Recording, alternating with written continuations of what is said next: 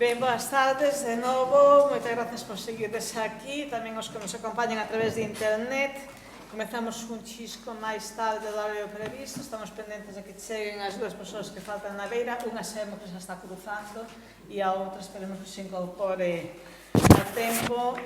Son días complicados para todo o mundo e todos temos varias atencións que atender. Bueno, é tanto. Perdón, disculpas. Nada, non hai ningún problema. Estaba comentando que todos temos tantas cousas que atender ao mesmo tempo que non hai ningún problema. De todas maneiras, o que corresponde falar en primeiro lugar, como consta no programa, é o padre Ernesto Zaragoza, que é unha honra presentar e recibir no Consello da Cultura Galega. Realmente el ven desde Cataluña, creo, non? Que pode ser catalán, ven desde Cataluña, pero todos os que de alguma maneira nos adentramos nos nosos traballos nesta época da historia da cultura ibérica do século XVIII, e non só tivemos que acudir necesariamente aos traballos deste Zaragoza, sobre todo os sabadoloxios, son os cales non viviríamos realmente, pero tamén son todos os traballos que ten feito sobre a historia benedictina, non completo o seu currículo, tendo todos na carpeta, por lo tanto podedes ver realmente a densidade, non somente a densidade e a lonxeva vida académica e cultural de Ernesto Zaragoza, o que lle agradecemos infinitamente o esforzo que tivo que facer para chegar a Galicia nestes tempos case de inverno, e está connosco nesta homenaxe a Martín Sarmiento, non? El vai falar en primeiro lugar, e logo fará o prefecto Saavedra Fernández, que está á miña dereita, que é catedrático emérito de Historia Moderna da Universidade de Santiago. Desde logo, sin os traballos de Pejerto saberíamos moito menos do que sabemos, e máis coa espléndida maneira que ele ten de desvelar os datos e de contarnos o relato de que foi a historia da demografía, a economía, a sociedade e a cultura destes séculos que nos chamamos escuros, non? Que a veces están máis iluminados, e logo históricamente están iluminados por el, non? Desta Galicia entre finais do século XV e xa promediado ao século XIX, que é a etapa histórica que el se dedica, non? Desde logo, é claro para todos os galegos que ele é o referente actual máis notable da nosa historia moderna, visto desde a contemporaneidade, pero dedicase á historia moderna de Galicia. E aproveito para un minuto de publicidade que non lle vai gustar, pero o día 1 ás 12 da mañá no Paraninfo da Universidade de Santiago, Pejerto recibirá a homenaxe dos que o queremos e o admiramos. Xoan Carmona, tamén catedrático emérito da Universidade de Santiago, e da área de Historia e Institucións Económicas da Universidade de Santiago, como digo, que é especialista realmente en Historia Industrial e Empresarial Marítima. Por el, non somente pasamos a coñecer o noso pasado industrial, os inicios da industria galega, sino que aprendemos a apreciar e a amar ese patrimonio material e inmaterial que deixou a industria galega deste período, non? El, ademais, particularmente entre as súa tese, dedica un apartado especial a Sarmiento tamén, bueno, sí, pero ás veces estes pequenos anacos é casi todo o que tivemos durante algún tempo, non? Entón, eses pequenos anacos fundacionais son os que logo nos permiten avanzar máis no coñecemento de Sarmiento, e, polo tanto, tamén un luxo telos aquí os dous connosco esta tarde. E falta o Xio Labarta, que aproveito a presentar agora que non está, como profesor de investigación do Consello Superior de Investigacións Científicas, moi dedicado a todo o que ten que ver coa biología mariña e tamén con especial atención a ese espazo económico e ecolóxico que son as rías galegas, e tamén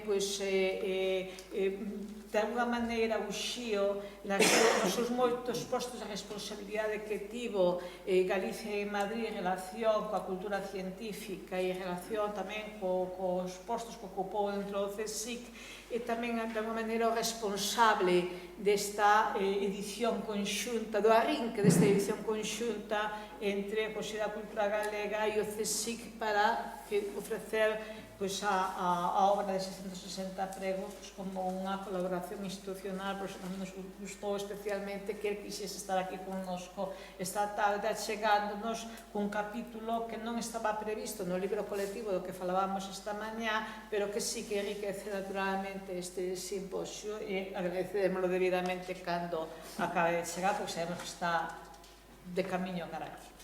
Sen máis, doi a palabra a Zaragoza. De novo, moitas grazas. O título da súa comunicación, como consta no programa, é "Por que o Padre Sarmiento tomou o hábito en Madrid e quen foron os seus mestres?". É dicir, a primeira parte sempre nos intrigou, e agora imos saber cal é realmente a solución do enigma, e a segunda parte é absolutamente novidosa para nós. Non nos consta que ninguén antes estudase ese percurso, con que persoas, con que magisterios se foi labrando esa executoria de formación do Padre Sarmiento, que acabou sendo unha formación tan excepcional e non sempre, como nos decía esta mañá, non sempre autodidacta. Ten a palabra. Primero, muchas gracias por la oportunidad que me dan de participar en este simposio.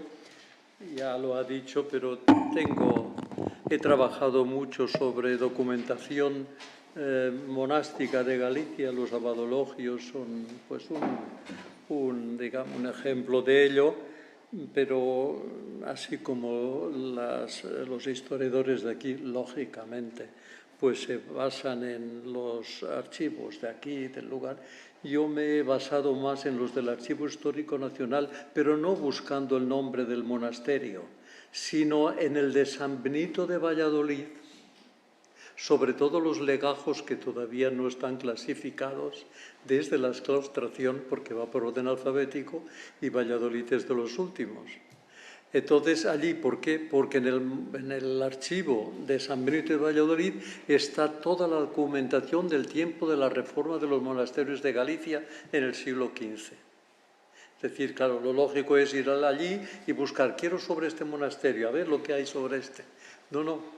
El archivo del monasterio de Valladolid, que pasó luego al Archivo Histórico Nacional donde está, allí hay cosas de los monasterios de Galicia y he publicado yo muchísimas, porque cualquier cosa que se hacía, unas órdenes, una reforma de monasterio, que hubo varias, porque también hay que distinguir que no es lo mismo admitir la reforma que pertenecer a la congregación de San Benito de Valladolid. Venían los visitadores y implantaban unas normas más o menos. Entonces empezaban a pertenecer, digamos, a la observancia, pero no estaban unidos a Valladolid hasta que venía la bula, normalmente a principios del siglo XVI, 1505, 1506, y entonces sí que participaban. Hay que tener en cuenta todas esas cosas, si no, pues no llega un momento que la historia pues no se... Bienvenido.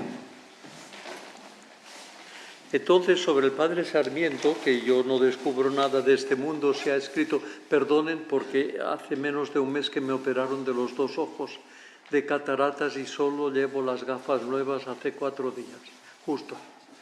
De manera que voy a ir haciendo lo que puedo. Bueno, ya se ha escrito mucho y publicado muchos trabajos, biografías, literarios. Su figura, saber, importancia no es para menos. Pero hasta ahora nadie se había preguntado por qué un gallego va a tomar el hábito benedictino en Madrid. También podríamos hacerlo de otros monjes, por ejemplo, el padre José Benito Serra, que era de Mataró, vino a tomar el hábito en San Martín Pinario.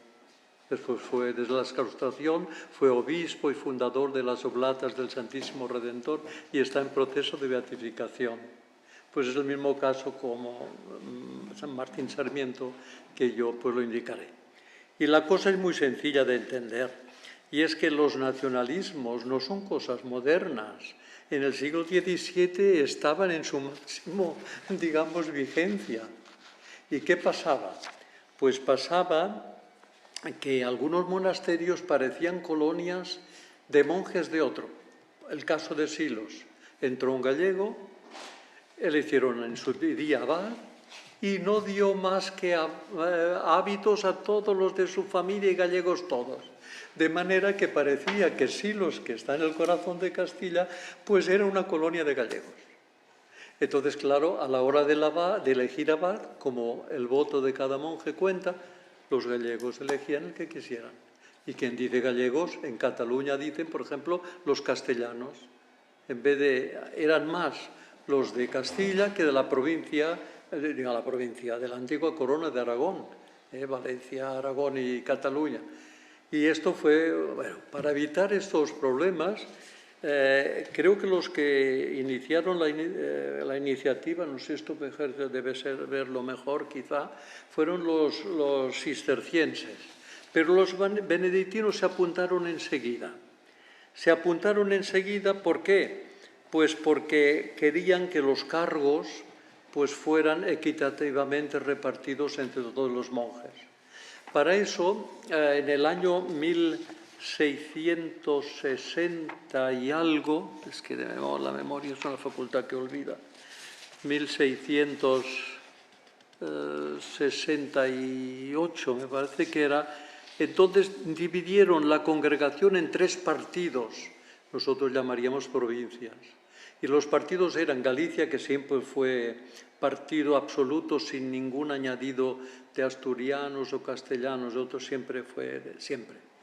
Entonces, en 3 partidos, uno se llamaba Galicia, que era el primero, el segundo era de Campos, ya se cogía Zamora, etcétera, etcétera, y después el otro era riojanos, por lo tanto, San Millán de la Cogolla, Valvanera, Nájera, etcétera.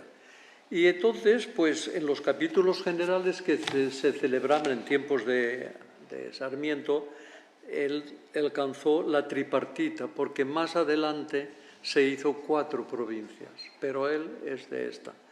La tripartita, entonces, ¿qué pasaba? Que en los capítulos generales que se celebraban cada 4 años, se elegía un general de la provincia turnante y con él todos los abades de toda la congregación y cada monasterio, todos los principales cargos, mayordomo, maestro de novicios, etcétera, habían de ser todos aquella provincia.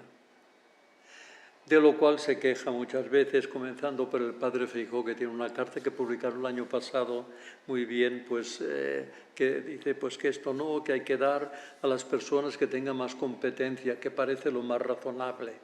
Porque lo cierto es que yo que hice en 6 volúmenes la historia de los abades generales, algunos, si no llega a ser por esa distribución, nunca hubieran llegado a ser. Por eso esto es un poco delicado, pero bueno, ha existido siempre. Entonces, ¿qué hacía? Los hábitos no se podían dar si primero no informaba el monasterio donde iba a entrar al superior general.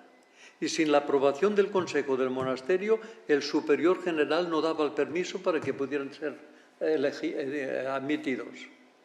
También hay que tener en cuenta, no sé, es que hoy he hablado con otra persona, no sé si me voy a repetir, que los benedictinos eran como de alta alcurnia. No podía entrar cualquiera que estuviera trabajando en el campo, porque en ese caso no renunciaba a nada, le tocaba la lotería para toda su vida. Porque el nivel, ya no solamente de vivencia, sino intelectual, que tenían por eso no querían los legos. Los legos eran solamente para cosas concretas, un boticario, incluso un organista, aunque fuera ciego, que hay casos. Ciego, pues sí, un cocinero, porque lo que sea, un encuadernador, algo especial. Si no, no. Preferían servirse de seglares, porque si no servían bien los despedían, como los obreros. Les pagaban, pero si no, pues era entonces el costumbre. También hay cosas que en los claustrales, aquí hubo claustrales antes que observantes. ¿Cómo se resistieron tanto los claustrales a admitir la observancia? Pues muy fácil, por una regla que todavía vige. Nadie está obligado a vivir de diferente manera que ha prometido al profesar. Y los que antes eran los claustrales eran estilo pues de Cluny, que era, especialmente era porque las rentas del monasterio estaban repartidas en cada uno de los cargos que tenían, sacristán, prior, abad, etc. Los observantes eran centralistas, no tenían más que un mayordomo para todas las rentas del monasterio. Entonces, claro, nadie quería dejar la llave y el duro, como dicen en Cataluña, son las dos cosas. Y por eso hubo tanta dificultad en admitir. Los reformadores primero lo que hicieron es dar unas normas generales para que pudiera, porque es que hay unas visitas imposibles. La visita que hicieron en 1512, la publiqué en Portugal, pues van pasando los visitadores y dicen al rey, accedimos al monasterio de Rendufe. Había solamente 4 monjes, los 4 amancebados y con hijos. Esto bajaba más abajo, lo mismo, accedimos al monasterio, de memoria no me acuerdo, dice, eran 4 monjes, eran tan pobres que para comer tenían que salir a pescar y a cazar. También en Porto estaban los que estudiaban y ellos mismos dicen, a la capa de estudiar, porque los estudiantes estaban libres de atender el oficio divino de mañana y noche, a la capa de estudiar, dice, ni estudiaban ni rezaban. Les indicamos algunas cosas, dicen los visitadores, pero se reían de nosotros, ¿sabes? De manera que antes de la observancia estuvo la claustralidad. ¿Era necesaria la reforma? Sí, pero por ese hecho de que nadie está obligado a observar algo que no ha prometido en su profesión, pues había estas dificultades y cosas. Estas 3 provincias eran importantes porque pasaba que se daban los hábitos, lo dice el padre general, dice, porque quien le recibía el hábito era de la patria del que le daba, o por favores de seglares, porque claro, no era fácil entrar a los monasterios. Primero, porque los monasterios no podían aceptar más monjes que los que podían mantener sus rentas, según estaba establecido.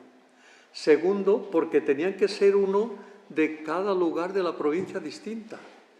Y es lo que le pasó al padre Martín Sarmiento. No podían entrar si su familia no estaba bien posicionada, pero él sí, su padre era arquitecto de casas y por tanto no hay problema en eso.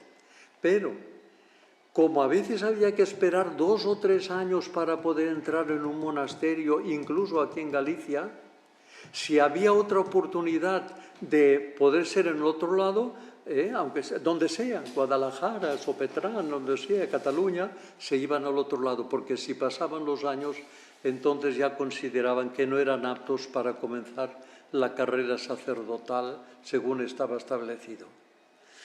El padre Sarmiento pues hizo ese camino, se le ofreció y aceptó. No hay otro misterio más que este. Pero hay que tener en cuenta que San Martín de Madrid en este momento necesitaba monjes, porque era una vergüenza que la capital de la corte pues no tuviera una abadía benedictina. Era un priorato dependiente de Silos.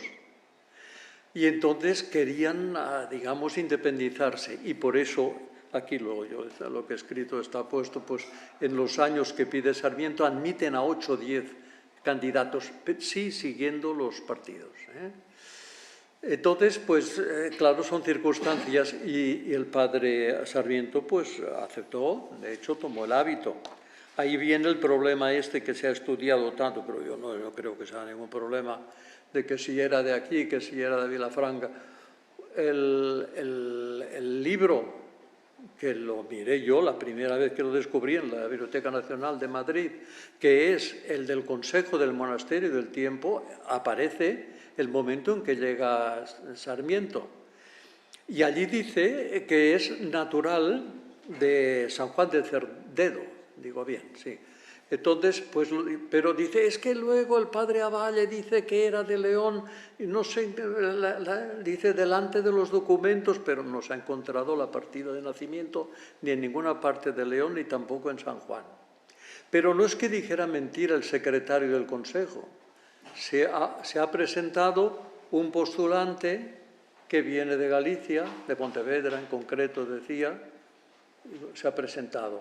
Si le preguntan de dónde eres, pues de Pontevedra, allí había vivido, aunque hubiera nacido en otra parte. Además que todos sabemos, como dicen en Castilla, que el hombre no es de donde nace, sino de donde pace. Y además hoy día no habría dificultad ninguna. ¿Por qué? Porque ya sabéis que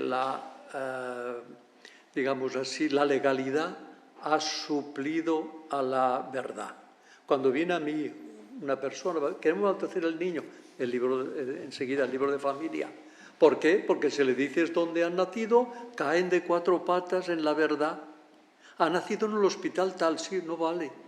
¿Dónde lo habéis inscrito? En tal sitio. Pues ha nacido en tal sitio. Que no, padre, que nació en el hospital, sí. Pero lo que vale es la legalidad. Por tanto, hoy día cada uno pues, se siente donde se siente. Y de manera que esto no es ningún problema, ninguna cosa. Porque los conceptos, incluso históricos, de lo que es la verdad y lo que no siempre coinciden con los antiguos, ¿no? Si él siempre se sintió gallego, jamás dijo que no lo fuera. Y esto también es que el que escribe el acta, el secretario, es que todavía no habían hecho la información de vita et moribus. La información había que hacerla antes de profesar obligatoriamente.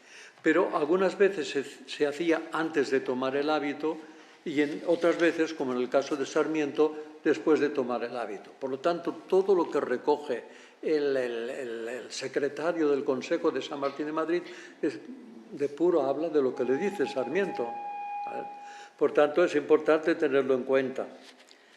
Después, por eso de la cuatripartita, pues fue allá, porque si esperaba tener lugar, por ejemplo, sitio para ingresar en Celanova o en Samos, ¿sabes?, o en San Martín de Pinario, pues podían pasar 2 o 3 años. Y con esos 3 años ya había perdido, digamos, el cursus que era normal de la formación pues, eclesiástica. De manera que este es otro tema, por mucho que es autodidacta sin duda ninguna en muchas cosas, pero siguió el camino de la formación que tenía establecido por las constituciones cualquiera de ellos. Y yo lo que he hecho es seguir su camino, porque estuve estudiando en Nobona, estuvo estudiando, algunos dicen que también en Oviedo, estuvo en Salamanca, y es que el curso era eso.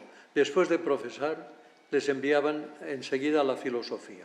La filosofía solían estudiarla en la Universidad de Irache, porque dependía directamente de los benedictinos. Incluso cuando después querían pues, sacar el doctorado en Salamanca, primero obtenían el grado de maestro en Irache, que quizás sería más fácil, y luego lo incorporaban a Salamanca. Pues yo he visto los libros y era así. Entonces, pues fui a estudiar allá. Y después allá, entonces he notado, no lo voy a decir ahora porque ya saldrá publicado, quiénes fueron sus maestros de filosofía en Irache, de teología en Obona, en Oviedo, en Salamanca. Y a cada uno de sus maestros he ido haciendo la biografía lo más que he podido saber de cada uno. De manera que es importante dispensar porque la vista la tengo fatal. Entonces, el padre Sarmiento, también escribió con eso de la división, no solamente fue Feijóo, también él escribió que no estaba muy de acuerdo con dividir la congregación en 4 provincias en vez de 3. Pero claro, por ejemplo, allí estaba el abad general, que era catalán, profesor de Montserrat, y es el que más tenía interés, que además fue abad de San Martín de Madrid, favorable a la división con el intento de reunir todos los monasterios dispersos geográficamente que los cistercienses llamaban la cuarta provincia de naciones, bueno, pues reunir en una que aquí llamaron de indiferentes, por no poner un nombre que pudiera afectar a otro.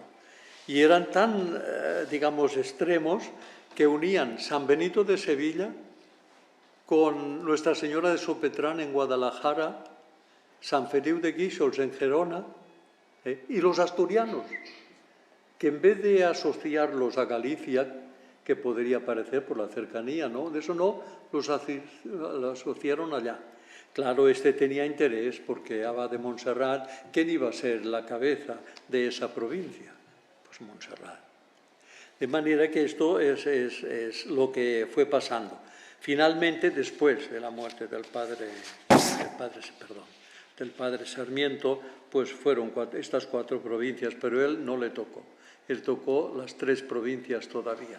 Y aquí he recogido todos los, digamos, los libros de gradas, que así se llaman, pues cuánto en tiempos del padre Sarmiento, cómo se cumplía lo mismo en San Martín que lo mismo en Celanova, pues que eran uno de cada provincia. ¿Qué pasaba? Pues como de aquí pues no había catalanes o no había de Andalucía, el abad, que se conocía con otros abades de Cataluña porque habían estudiado juntos, decía, oye, si tienes algún candidato de esperanzas, que decía, aunque no esté muy educado, de esperanzas, envíamelo porque yo lo necesito para cumplir la tripartita. Y por eso muchos, pues que tengo yo hecho un artículo que se refiere solo a los catalanes profesos en monasterios de fuera de Cataluña. Y hay unos cuantos. En Silos también, en todos, porque se necesitaba esta 4ª provincia y cuando no, de la 3ª. Y no hay más que eso, no hay más misterio, no es como algunos que han escrito, que he leído, que es que su padre tenía intereses en Madrid y que acercándole, ¿sabes?, a la política o a los reyes que podía tener un cargo. No, era puramente porque eran las 2 cosas. Primero, tener plaza.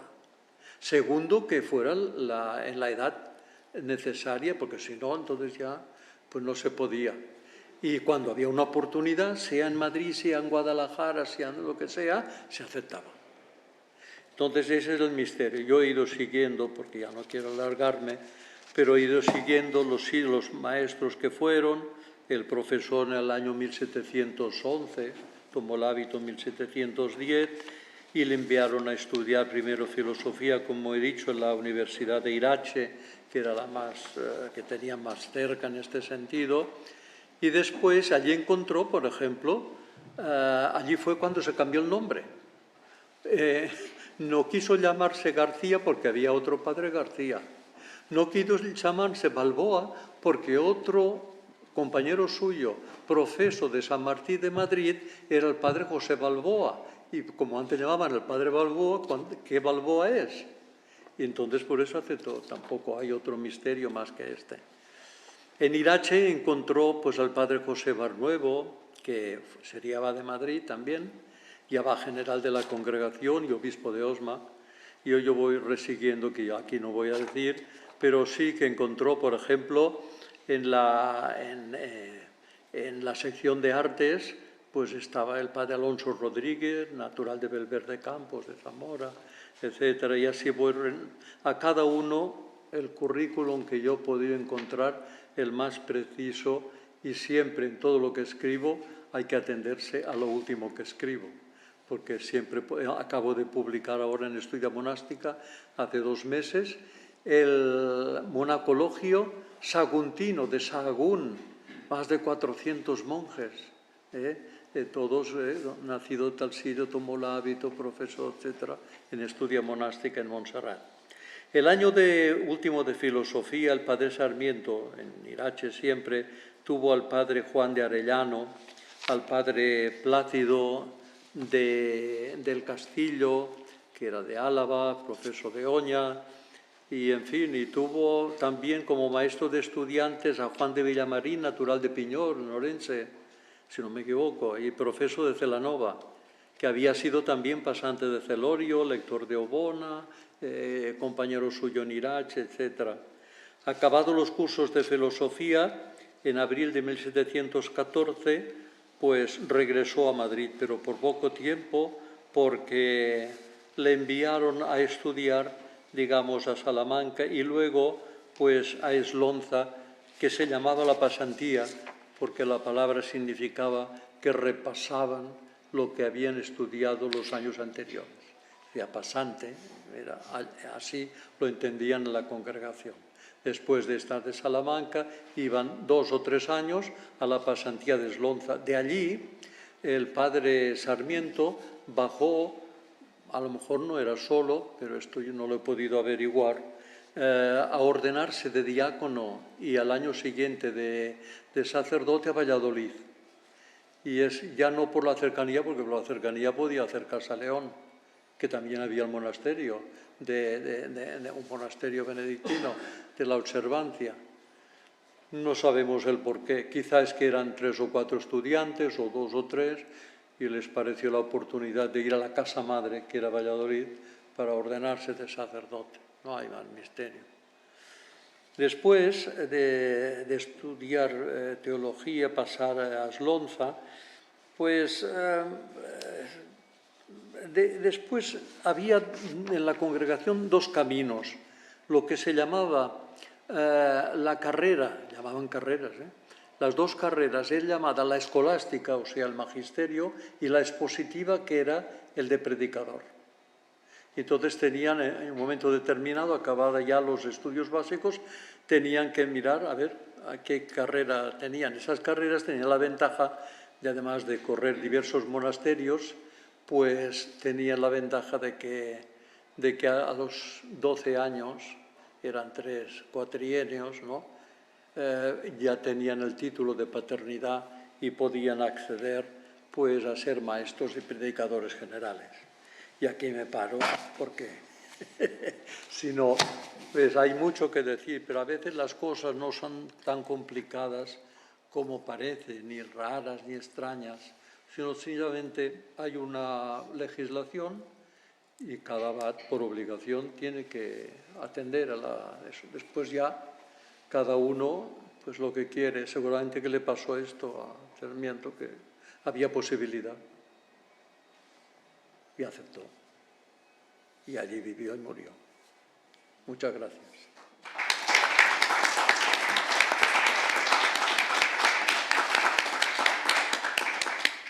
Muchas gracias.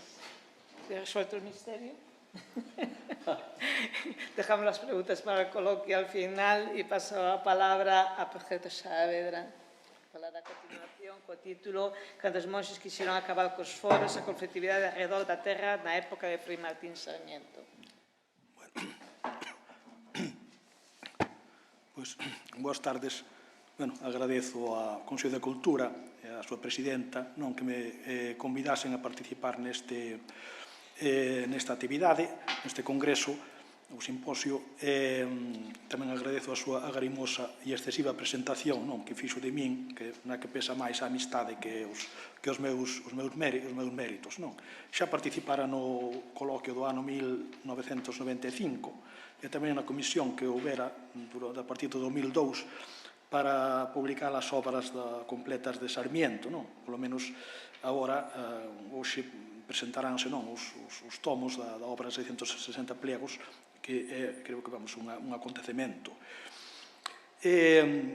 Eu vou falar, como estaba anunciado no título, sobre os problemas que tuveron os monxes cas terras durante a época durante a vida do padre Sarmiento, un debate no que ele interviu con moita paixón, e con bastantes razóns, inda que outras quizá non estaban de parte del. Simplificando, eu penso que se pode dicir de Sarmiento que tiña 2 paixóns. Digo simplificando porque é un personaxe complexo, como xa se encargou de destacar esta mañá na súa magnífica intervención o profesor Álvarez de Barrientos. Estas 2 paixóns eran, por unha parte, a religión benedictina e, por outra parte, Galicia, que van, en moitos casos, unidas. Pero creo que xa na propia lápida que deseñou Felipe de Castro queda un pouco de manifesto isto, cando dice Martino Sarmiento Galaicos. logo Mónacos, Benedictine Congregationis, non? Entón, queda, logo nas composicións que aparecen na oración fúnebre, tamén citadas polo profesor Alba de Barrientos, pois varias delas refírense á súa condición de galego, non? Solomón gallego e outros adxetivos que se lle prodigan. En obra de 660 pregos queda tamén de manifesto estas paixóns, non?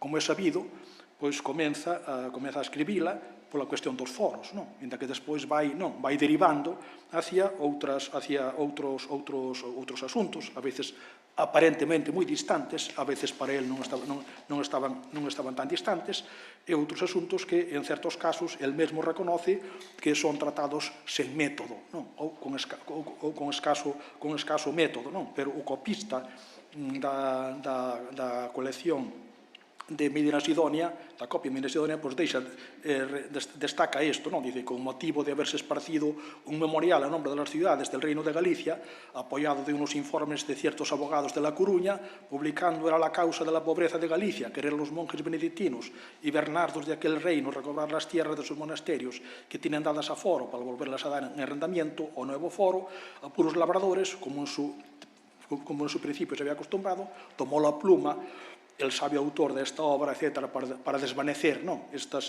ou menos estes embustes, demostrar que a pobreza, etc., e a miseria dos naturales do Reino de Galicia, a despoboación, se debía a outras causas, dice como largamente expone en toda esta obra, indicando os remedios, etc., tratando da historia natural, discurriendo para isto por toda a historia natural en sus tres reinos, etc., contrayéndolo especialmente a Galicia, é dicir, centrándose especialmente en Galicia, non? Bueno, isto, neste caso, pois, as referencias a este territorio son, como saben, moi abundantes. Mesmo tamén, cando fala da reforma benedictina, que el reconoce que foi necesaria, en certo modo beneficiosa, non deixa de dicir que pudo facerse de outro xeito e que non perxudicase a Galicia, non? Nunha parte desta obra que citei, dos 660 pregos, dice que en todas as reformas, dice que Galicia cargou con el mochuelo. Dice, a reforma era necesaria, foi beneficiosa, porque protexeu os mosteiros unidos en congregación, pero o que fixo foi invadir isto de casteláns que se apropiaron, digamos que, dos empleos e das rentas dos mosteiros. E máis adiante volve a insistir con palabras máis duras nesta cuestión. Dice que Galicia foi, digamos que, invadida polos casteláns sen que os galegos tivesen unha contrapartida. Probablemente exaxera, pero, tiña este convencemento. Este convencemento tamén erra tamén noutros aspectos, porque fai derivar os problemas que hai cos foros no 18 do que fixeron os abades novos, dice que non entendían, entón que en vez de aforar, desaforaron a religión, e tomaron medidas moi contraproducentes para os mosteiros, cando creo que no aspecto económico é onde mellor se ve a eficacia das congregacións. Bueno, en todo caso, cales son as razóns polas que se agudiza a conflictividade foral na época de Sarmiento, especialmente a mediados do século XVIII? Pois son varias, algunhas xa conocidas. É difícil dicir novedades, penso que nesta cuestión, despois dos estudios que se fixeron no seu día, especialmente sobre a propiedade da terra por Ramón Villares, ou a publicación dos informes e de outros materiais sobre a conflictividade foral, tamén por Ramón Villares e José Luis Díaz Castroverde. Mencionarei algunhas causas que explican esta cuestión. Unha delas, ainda que parece unha cousa casi anecdótica, é o cambio que se introduciu, sobre todo no 17, na forma de computar a duración do foro.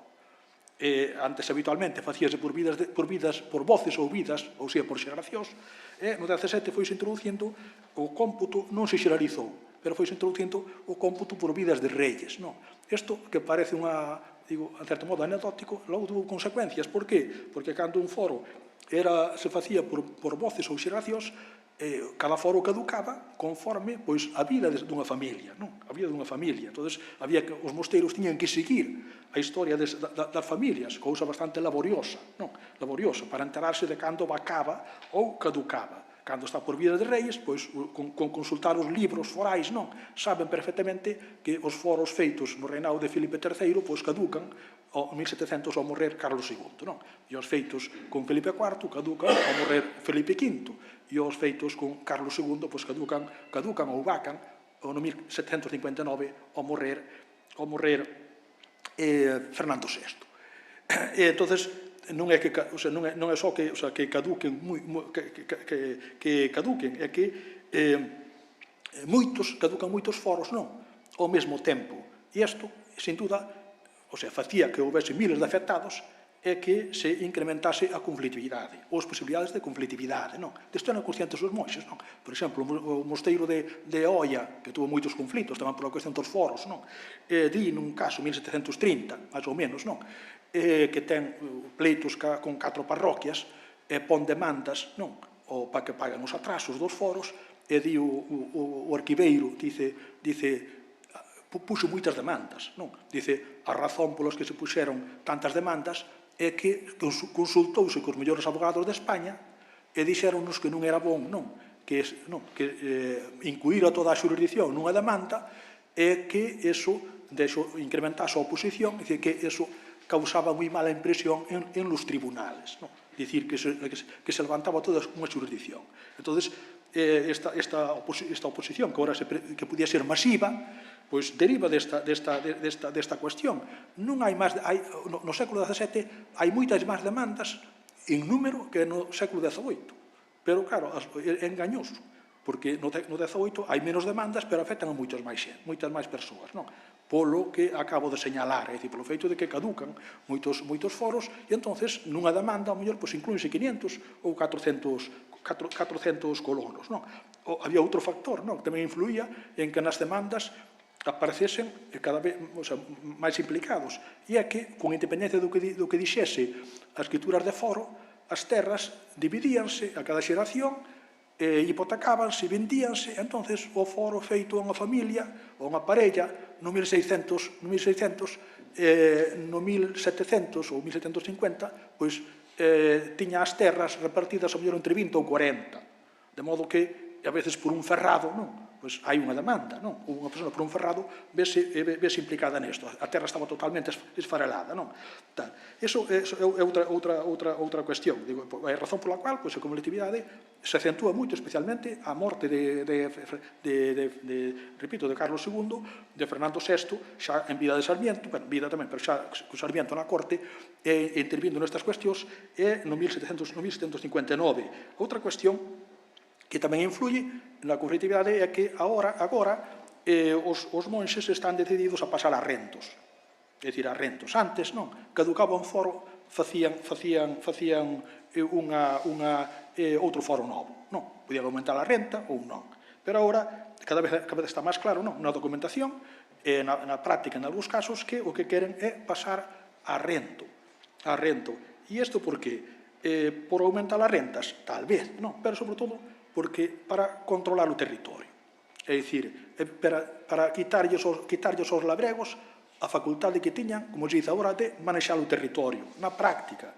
Porque, mentre o foro estaba en vigor, con independencia do que dixese a escritura, repito, pois os campesinos facían ca terra o que querían, non? O que querían. Desto hai moitas referencias, algunhas moi locuaces, non? Moi elocuentes, non? Tamén volvendo ao caso de Oia, o propio arquiveiro que mencionaba antes, dice, nunha advertencia, dice el, moi sustancial, non?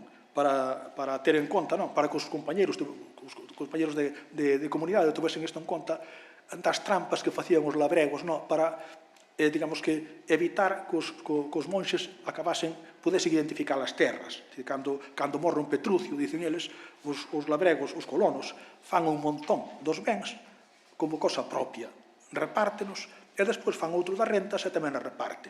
Pero non reparten as rentas de acordo ca titularidade da terra, de modo que, ao mellor, o labrego que levaba terras de Oia pagaba a renta ao cabildo de Tui, e ao revés, non? Entón, claro, isto creaba un galimatías, non? Unha persona que estaba pagando a renta a quen un rentista que non tiña, o un mosteiro, etc., que non tiña os dereitos sobre esas terras, porque a renta del, digamos que pagaba outro. Non? Pero isto creaba, xeración tras xeración, isto creaba unha situación realmente complexa. Non? Por iso, esta é a razón pola cual, unha das razóns polas cuales, pois os mosteiros non deixaron de facer apeos, que eran moi traballosos, os inventarios judiciais, deixaron de facer apeos, porque os apeos perdían, digamos que, a actualidade en pouco tempo, o que se describía ali non existía, por cambiar a paisaxe, etc., deixaron de facer apeos, entón deixaron, a única forma é facer arrendos, tomar o control das terras. Decía moi ben un prior de San Martín de Pinario, destacado un amoeiro, de 1742, dice que non se arrende, que se afore, cando vayan vacando os bens. Dice, así, os bens reditúan máis. Dice, están máis sujetos los caseros. Están máis sujetos, porque saben que así poden quitar os bens, a cada novo arrendo. Non se pierden as haciendas, non se extravían, e non hai pleito sobre ellas. Entón, as vantaxes do arrendo eran moitas, e Sarmiento insiste moito tamén na cuestión do arrendo, para evitar o que ele chama a mamarrachada dos fogos. E nas constitucións, tanto beneditinas como do Cister, nas visitas, nas beneditinas xa antiguas, pois insístese moito nesta cuestión. E, finalmente, podíanse deducir outras razóns, pero hai unha que, ao largo do século XVIII, vaise difundindo en certos ambientes unha opinión pouco afecta aos regulares. Isto xa se pon de manifesto, por exemplo, no 1700, na polémica que hai con varios memoriais e críticas aos mosteiros, por exemplo, a San Martín de Pinario e aos priores. Pero esta opinión pouco proclive aos regulares acentúase especialmente despois do Concordato de 1753. A partir de entón, a política, que podemos chamar religiosa, da monarquía, vai orientada cada vez máis claramente a favorecer os seculares, e moi especialmente aos párrocos, mentras que o clero regular aparece como unha especie de mundo dificilmente controlable polo poder político, moi fragmentado, e que, en moitos aspectos, ten moita riqueza, pero, mellor, aparentemente, según algúns ministros ou escritores, non emplea adecuadamente, en todo caso, non cumple unhas funcións que se esperaba del. En este aspecto, un dos sectores máis criticados son os priores. Se dá tempo, comentaré algo desto. A polémica agrávase, a conflictividade agrávase a partir da morte de Carlos III, en 1769-70, que viña de atrás. De feito, xa no 1700 aparecen algúns antecedentes que se van a repetir agora nos informes, pero, sobre todo, os informes do Colexio de Abogados da Coruña, da Real Audiencia, que son dous: o informe da Real Audiencia, das Xuntas do Reino, o informe das congregacións. Estos están publicados, como dicía antes, por Ramón Villares e José Luis Díaz Castroverde. Concretamente, Sarmiento menciona, sobre todo, o do Colexio de Abogados e o do Reino, institucións ás que descalifica por falta de representatividade. Dice que son 5 abogados, en algúns máis, que eran 7, para falar de representación do Colexio de Abogados da Coruña, ou que son 7 procuradores de cidades para falar en nome do reino. Para ir as xuntas do reino non representan o reino. Dice, hai que convocar os concellos. As xuntas do reino van funcionando 2 séculos, sin ser cuestionadas, del medio do século XVII, como voz de Galicia. Os informes do Colexio de Abogados son do 1761, de novembro, e de febreiro de 1762, e ele empeza a escribir os primeiros pregos, pois, no 1762, no mes de novembro, según o relato que fai, no 67, pois, das súas obras. Digo, a súa besta negra, fundamentalmente, é o Colexio de Abogados, pero tamén nos informes, non? Tamén o reino. E despois, noutros aspectos, pois, son os intermediarios, non? A fidelidade intermediaria, que é a que realmente auspicia, en boa medida, estes informes. Hai máis informes, non? Que circularon, manuscritos ou impresos. Ele dice que viu 3. En 8 días viu 3, non? Realmente se refire aos do Colexio de Abogados e algún da Xunta do Reino. E a posición de Sarmiento, non? É moi clara, non? É dicir, é moi clara a pretensión, non, destes informes que van dirixidos, ou vamos, que sosteñen que a renovación dos foros debe ser forzosa, é dicir, que os mosteiros deben ser, e o Conde de Altamira, que esta é outra cuestión que non vou entrar aquí, pero porque o Conde de Altamira, non, se suma, sendo forista, su forista da Mitra de Santiago, se suma, non, aos monxes na defensa do dereito a renovar os foros, non, ao convertir os foros en arrendo e a convertir os foros en arrendos e a prescindir, se acaso, non, dos intermediarios. Eu creo que probablemente estuvo influído pois polo representante, polo administrador xeral que tiña en Galicia, non? Pero, bueno, é unha hipótese. Os informes, digo, especialmente do Colexio de Abogados, era o primeiro favorable á renovación forzosa, ainda que o tono era un pouco, ben, en algúns aspectos non tanto ambiguo, ou incluso un pouco incoherente, non? Porque por un lado dicía, non, que os monxes, pois, non, querían desahuciar, non? Vamos, querían facer arrendos ou, vamos, ou recuperar as terras, pois para facer casas de recreo ou para entregar as terras a parentes e a amigos, non? E dice, non, bueno, pero a culpa non é propiamente dos abades, a culpa é dos abogados, non, que os representan. Bueno, eso non tiña moita coherencia. No segundo informe é máis contundente, especialmente cos priores, non? Cos priores, é dicir, aqueles monxes que estaban destacados nas administracións periféricas. Dice, non, é cos abades prometeronllos aos priores, non? Que se quedarían cas ganancias, non? Cas ganancias ou cos aumentos de renta que conseguisen durante o seu exercicio, durante 4 anos, non? É difícil que se produciese isto porque iba contra as propias normas, non?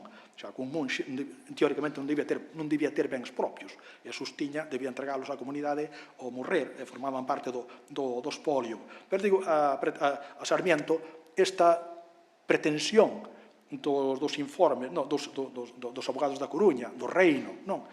Do capitán xeneral, a audiencia era máis ben próxima, unha parte da audiencia, da Real Audiencia era máis ben próxima á posición dos monxes, non?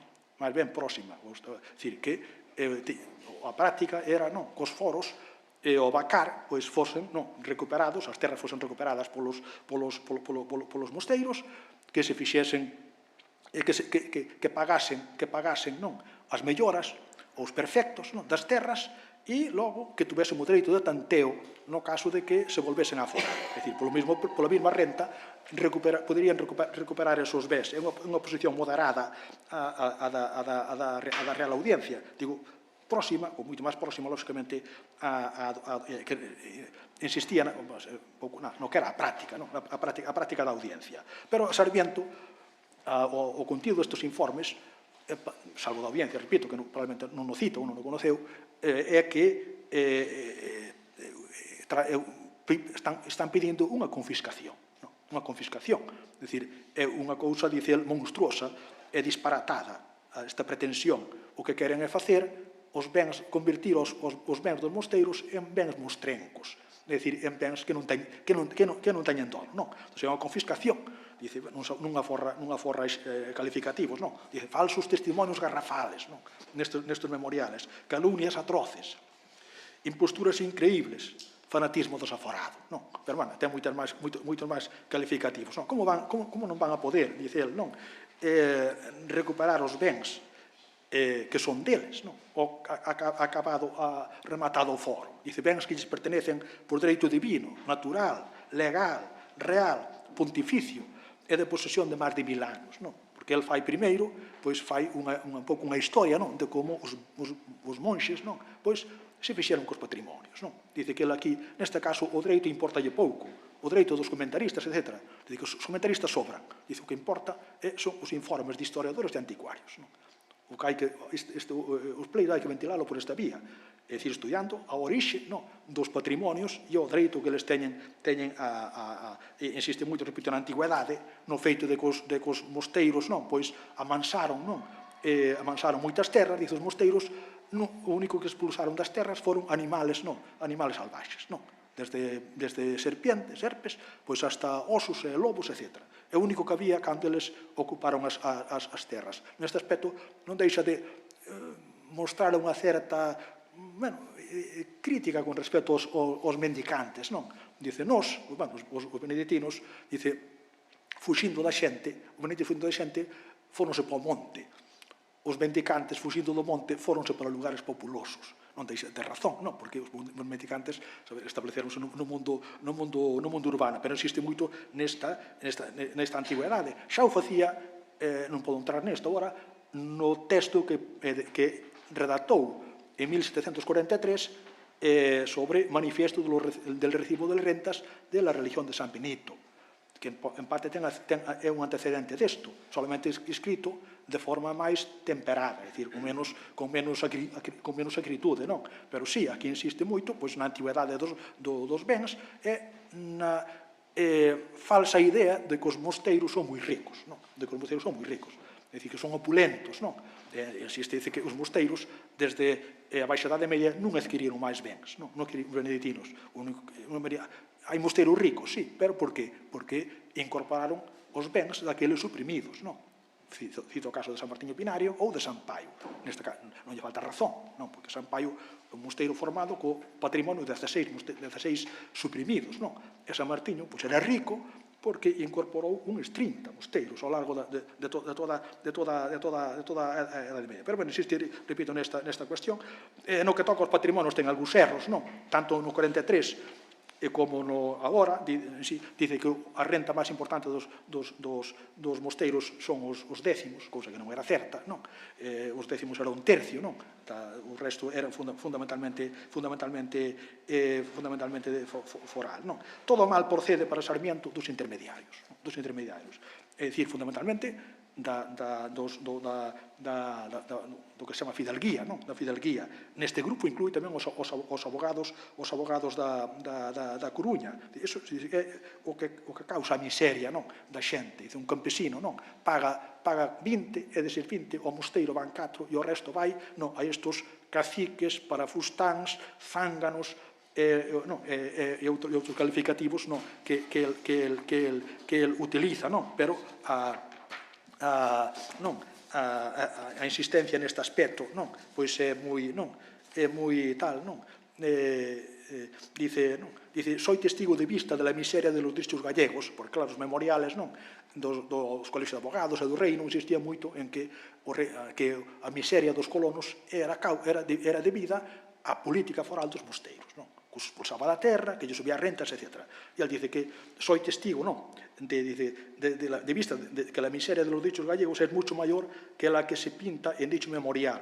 Averigué por mí mismo las causas de ella, y todo consiste en que entre el labrador y el directo dominio se mete una rastra de chamarilleros que todos quieran comer y triunfar a costa del sudor del pobre. El ir demostrando esta realidade es el principal asunto de este papel, vindicando de camino el incontrastable derecho de la religión de San Benito a lo poco que posee, que fora expoliada ao largo do tempo. Así, dice, claro, invocan moito aos pobres, toma pobres, dá ca pobres, pero eles son os verdugos, os verdugos. Dice, se vienen los dichos contrarios con la mamarrachada de hacer la llorona del cocodrilo porque quisieran devorar máis. É dicir, despois de empobrecer a xente, ainda falan de que queren defendelo, non? Vou xa acabando, non? O que me queda.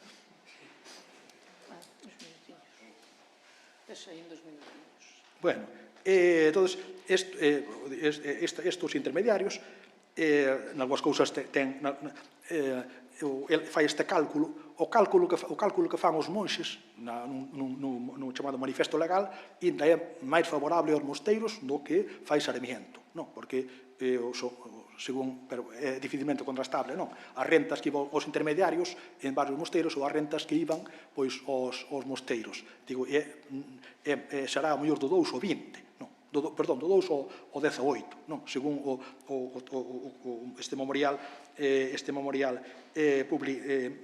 publicado, non? Pero, digo, é dificilmente contrastable.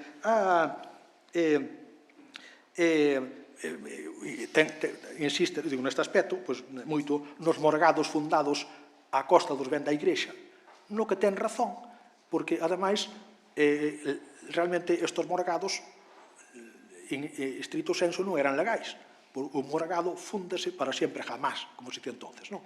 Hasta o fin do mundo, se esperaba, non? Mentras que os bens forais tiñan unha caducidade. En consecuencia, se metían nun morgado, chegaría un momento en que terían que salir. E entonces isto era contradictorio que a propia natureza dos morgados. Pero facíase así, e hai moitos casos. E reconóceno os propios autores de informes e a propia audiencia, non? Repito que para o Colexio de Abogados da Coruña pois considera os tamén beneficiarios, non, desta situación. Dice, os abogados da Coruña, que sean ou non sean gallegos rancios, o comen ou esperan comer de los foros de la Iglesia ou de los señores, ya les retoza el prurito de fundar mayorazgos, de engrandecerles si poseen alguno perpetuar su familia. No ignoran que el mayorazgo, sin hacienda totalmente libre, va fundado en el aire.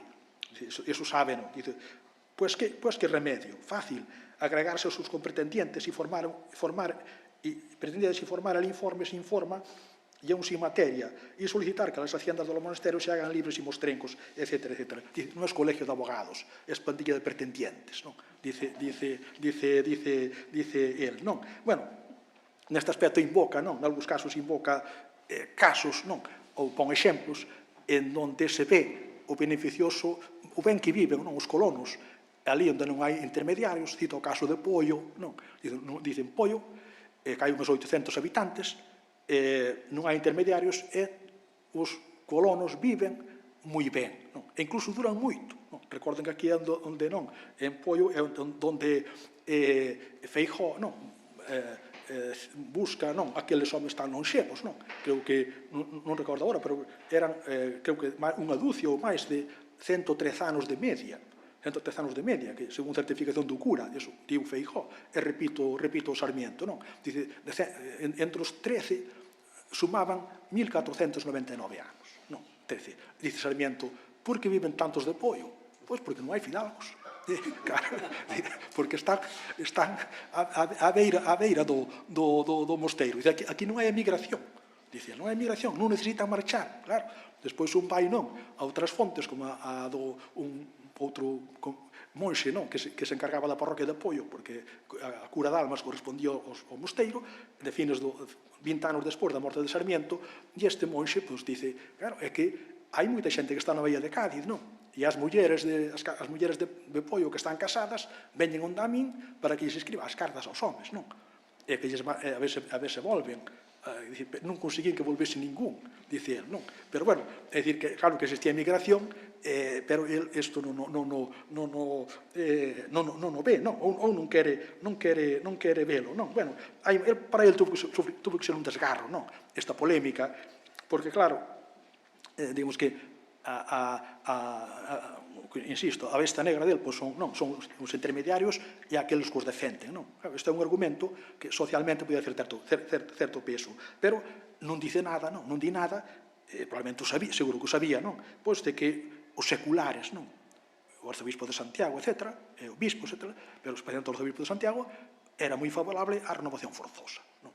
Negociou neste aspecto, non? Iso demostrou hai anos o profesor Xosé Ramón Barreiro, non? Isto calo. Claro, non o pode dicir, só sabe, e seguramente o sabía, non? Tamén, probablemente non ignorase, non? Que houve moitas comunidades nas que apenas había fidalgos, ou simplemente non sabía, que só puxeron os mosteiros, non? Celanova ou no do Cister. Tampouco di, non? En Sobrado, en Celanova, en Oia, e noutros, pois hai auténticos líos, conflitos, resistencias moi fortes das comunidades a ser a ter que deixar as terras, é dicir, pasar a arrendatarios, resistencias con éxito. Non temos agora aquí tempo para estudiar, digamos, a estrategia. Tamén tuvo que, é dicir, entre as institucións e ou persoas contactadas, pois estaban outras que tiñan relación con ele, por exemplo, o conde de Maceda, amigo del. Sin embargo, pois, o reino pídelle que medie a favor da renovación ou a congregación de naturales do reino de Galicia. Entón, digo, isto tuvo que causarlle unha certa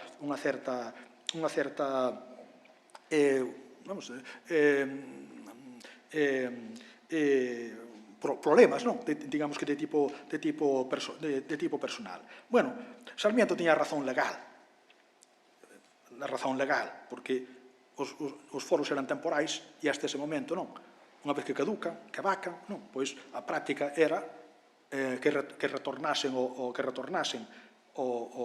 directo dominio e que o directo dominio fixese foros ou arrendos, se acaso pagando, repito, os perfectos, etc. Isto aparentemente era mecánico, na práctica era bastante máis complexo, unha cousa era que a audiencia autorizase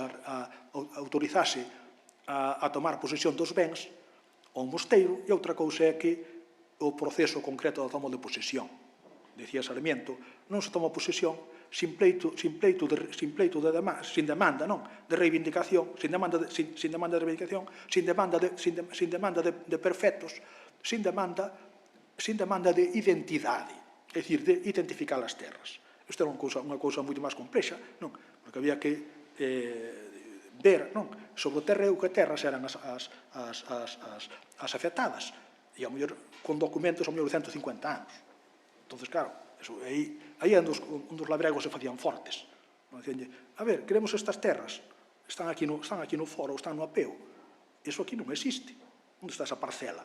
Que ao mellor son 6 parcelas, non existe. Entón, aí é onde tiñan dificultades. Pero, bueno, tiña razón legal. Non había leis canónicas nin civís que obrigasen ou polo menos a práctica, e a dicía audiencia, que obrigasen a unha audiencia dividida a renovar. Cando empeza a escribir o informe, eu creo que estaba bastante confiado nas razóns. Co tempo, foise, digamos que, dando conta da realidade, porque no 1763, en maio, o Consello de Castela decreta que se frenen as demandas e que a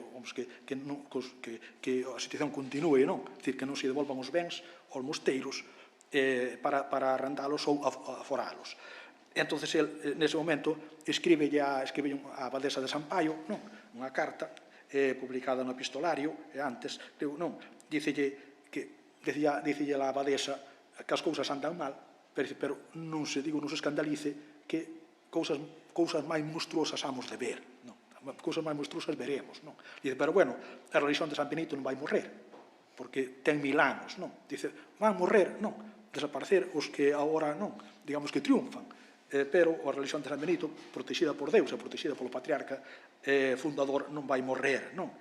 E ainda volve un pouco sobre a cuestión no 1767, cando lle escriba a Campomanes, e media, dice a petición, e con isto remato, a petición de padres condecorados, é dicir, de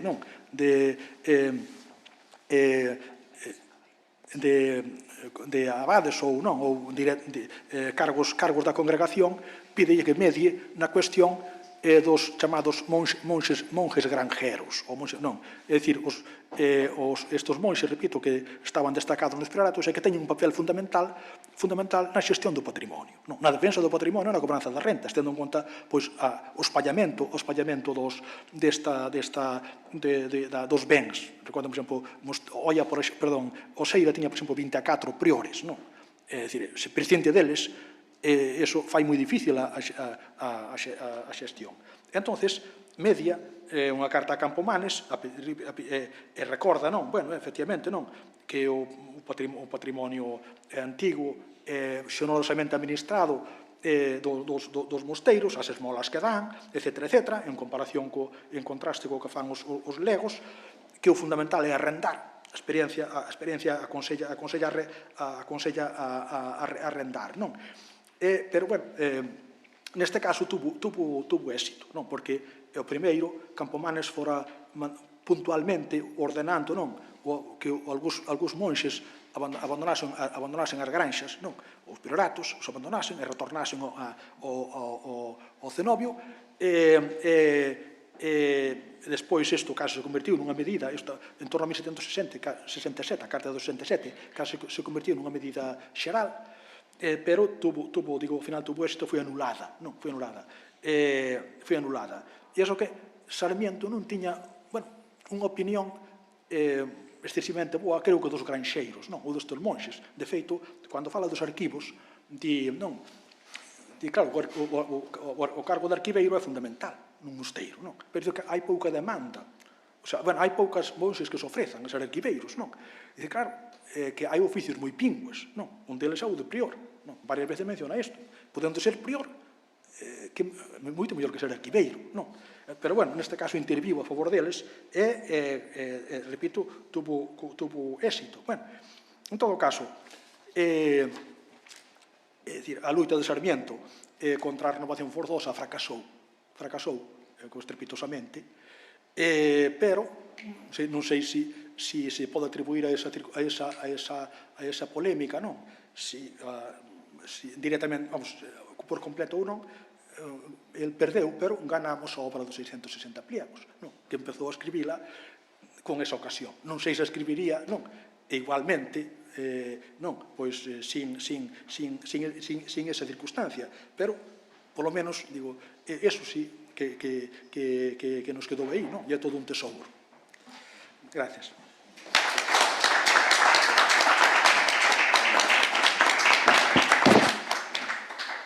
Damos a palabra logo a Xan Carmona co título Ideas económicas e sobre a industria en Galicia. Bueno, gracias, Charo.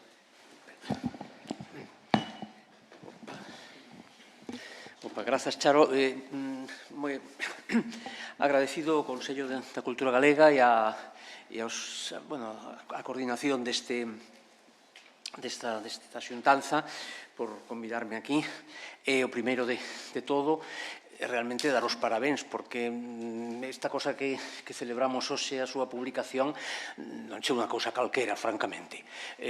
Supoño que xa yo diría moita xente hoxe, pero eu que sufrín a Biblioteca da Real Academia da Historia nunha época lamentable, falo do ano 1980 aproximadamente, cando me fui ali, porque era o único sitio que se me ocurría que estaba, bueno, eu consultara isto entre a Biblioteca da Real Academia da Historia, que era un sitio absolutamente siniestro, presidido por aquel Dalmiro de la Válgoma, que se chamaba, e que tiña unha xente, porque era terrible, vamos, era terrible, o sea, terrible, o sea, e despois, bueno, o resto do Museo de Pontevedra, como eso completabas a obra, pois pensar que ahora isto pode estar publicado e que se pode ver unha edición tan bonita, por outra parte, como esta, de verdad, que eu alegrome e creo que non sei que cousas fixo, non teño un balance do que fixo o Consello de Cultura Galega, pero isto é das cousas importantes, unha delas. Bueno, eso primeiro, o sea, amiguiños sí, pero a obra dos 600 pregos polo que vale. A segunda é que, en realidad, tampouco teño moito que ver con Sarmiento, por iso tamén agradezo a subtileza de que me trouxeran aquí, porque eu, en realidad, o único que fixen foi hai como 40 anos dedicarlle, non sei, son entre 10 e 15 líneas a Sarmiento e por riba de todo para chamarlle antiindustrialista e anticapitalista. O sea, que máis ben debían evitarme que outra cousa, non? Pero, bueno, é así. Despois, curiosamente, aquelo, sobre todo, de antiindustrialista... Medio, sí, porque aquele era novo, ahora xa non, e 40 anos despois un xa, en fin, é moito máis matizado en todo, non? E ademais creo que, bueno, que bueno, logo explicarei un pouco isto. Bueno, en todo caso, despois sí que houve xente que retomou isto do... Isto foi en 1982 ou así. Logo houve xente que escolleu moito esa idea do antiindustrialismo de Sarmiento e houve debates e tal e cual, nos que eu non participei, por certo, e, bueno, agora teño un pouco ocasión aquí de volver. Tampouco vou facer eso. Bueno, vamos a ver, xa van... Non sei se me esquezo algún agradecemento, algún comentario inicial, se non xa o irei despois durante a intervención quitando a flote. Bueno, vamos a ver, xa van algúns anos, non? En que Fausto do Pico, un compañero meu, e Ernest Lluch explicaron como dentro da, bueno, Fausto en concreto decía, dentro de la impresionante erudición del monje benedictino no es lo más notable su conocimiento de la literatura económica. E nun intre máis recente, ben máis recente, nunha tese do ano 2015, unha investigadora, Rocío Ameneiros, que creo que tamén, a parte da tese, dirixida por Concha Uralta, e despois en algún sitio contigo tamén o di, pon en evidencia o peso reducido que na biblioteca do Pai Sarmiento tiña a literatura económica. Según contabilicemos, en torno a 1%, pero non economía, sino política, economía e comercio. O sea, realmente un peso moi baixo. É certo que entre eses libros estaba Ustariz, estaba Savary, estaba Vauban, o sea, había cosas importantes, pero era pouca cousa, en términos relativos. Hai outra xente, tamén ten dito que en realidad os apuntes o que dedicou Sarmiento a temas económicos, non son eu, digo outras persoas, foron, digamos, chispazos, foron informes, foron cuestións, moitas veces que eran comentarios que facía, ou informes, ou pequenas líneas, como en outros aspectos da súa obra, a demanda, baixo demanda de algunhas institucións que lle pedían un informe sobre algo, que orientara sobre algo, ou de amigos, ou mesmo de parientes, por exemplo, do seu irmão, que era comisario de Mariña en Pontevedra. E outros temas era porque el tiña interese, como o caso, por exemplo, da industria popular normal en unha persona moi virada cara a Galicia e en un momento no que escribe onde a industria rural, ou a denominada industria popular, moi potente en Galicia e, ademais, ten un peso, en términos relativos, superior ao conxunto do país. Entón, neste senso, o seu pensamento económico sería non tanto un pensamento sistemático de escola, sino máis ben un conxunto de ideas, de opinións sobre temas agrarios, nos que non entrarei eu, comerciais, pesqueiros, industriais, etcétera, etcétera, todo o que tería que ver con economía. Ora ben, o primeiro, para entender un pouco de que iba o Pai Sarmiento en estas cuestións, e vou falar comercio e industria, non entro en agricultura, que non se me ocurre estando a carón de Pejerto, é situar, contextualizar a Sarmiento. Creo que iso é o primeiro, para non pedirlle cousas que os xóvenes ás veces piden, ou pedíamos, e a mellor pedíamos demais. E hai un autor que, hai diversas periodizacións do pensamento económico español no século XVIII, na época da Ilustración, grosso modo, algunhas moi pormenorizadas, outras menos. Eu vou coller unha que é simple, que é sencilla, por exemplo, hai outras, por exemplo, a de Cervera Peris, é máis, quizás este mellor, máis recente, pero máis complicada. A de Vicent Llombart, por exemplo, é moi sencilla, moi simple. Entón, Llombart distingue tres fases na evolución do pensamento económico español da Ilustración. A primeira sería entre 1730 e 1760. Entón, esta época é unha época, digamos, unha época previa a eclosión xa do pensamento, do primeiro pensamento económico español, e estaría, son varios os autores, pero unha época que, de escoller unha obra, habería que focalizar na teórica e práctica de comercio e de marina de Jerónimo de Ustariz, unha obra publicada en 1724, pero apenas espallada, apenas coñecida por ninguén, até a edición de 1742, e que Sarmiento coñece, el mesmo afirma, si hai tempo despois o leo incluso, na edición de 1757. Bueno, tamén está Miguel Zavala, está Bernardo Ulloa, etc. Mercantilismo tardío, non? Por simplificar e con a reserva de calquera crítica que se poda facer e calquera matización a isto. A seguinte etapa sería unha etapa de relativa pobreza, non relativa só, pero bueno, relativa. A segunda etapa sería de 1760 a 1780 e aí sería un pouco a do comezo da economía política en España. O principal representante desa época sería Campomanes, evidentemente, tamén estarían Arrequiva, Romá, Olavide, Enrique Ramos, bueno, outra xente. E aquí nos vamos xa a unha maior preocupación por a agricultura, aínda que sin abandonar as preocupacións clásicas ou algunhas das preocupacións clásicas do mercantilismo tardío. A partir de 1780 entraríamos xa na época da recepción da economía política en España, a época de Jovellanos é a figura indiscutible e, en fin, que aquí xa non nos interesa porque nos queda un pouco fora de lugar.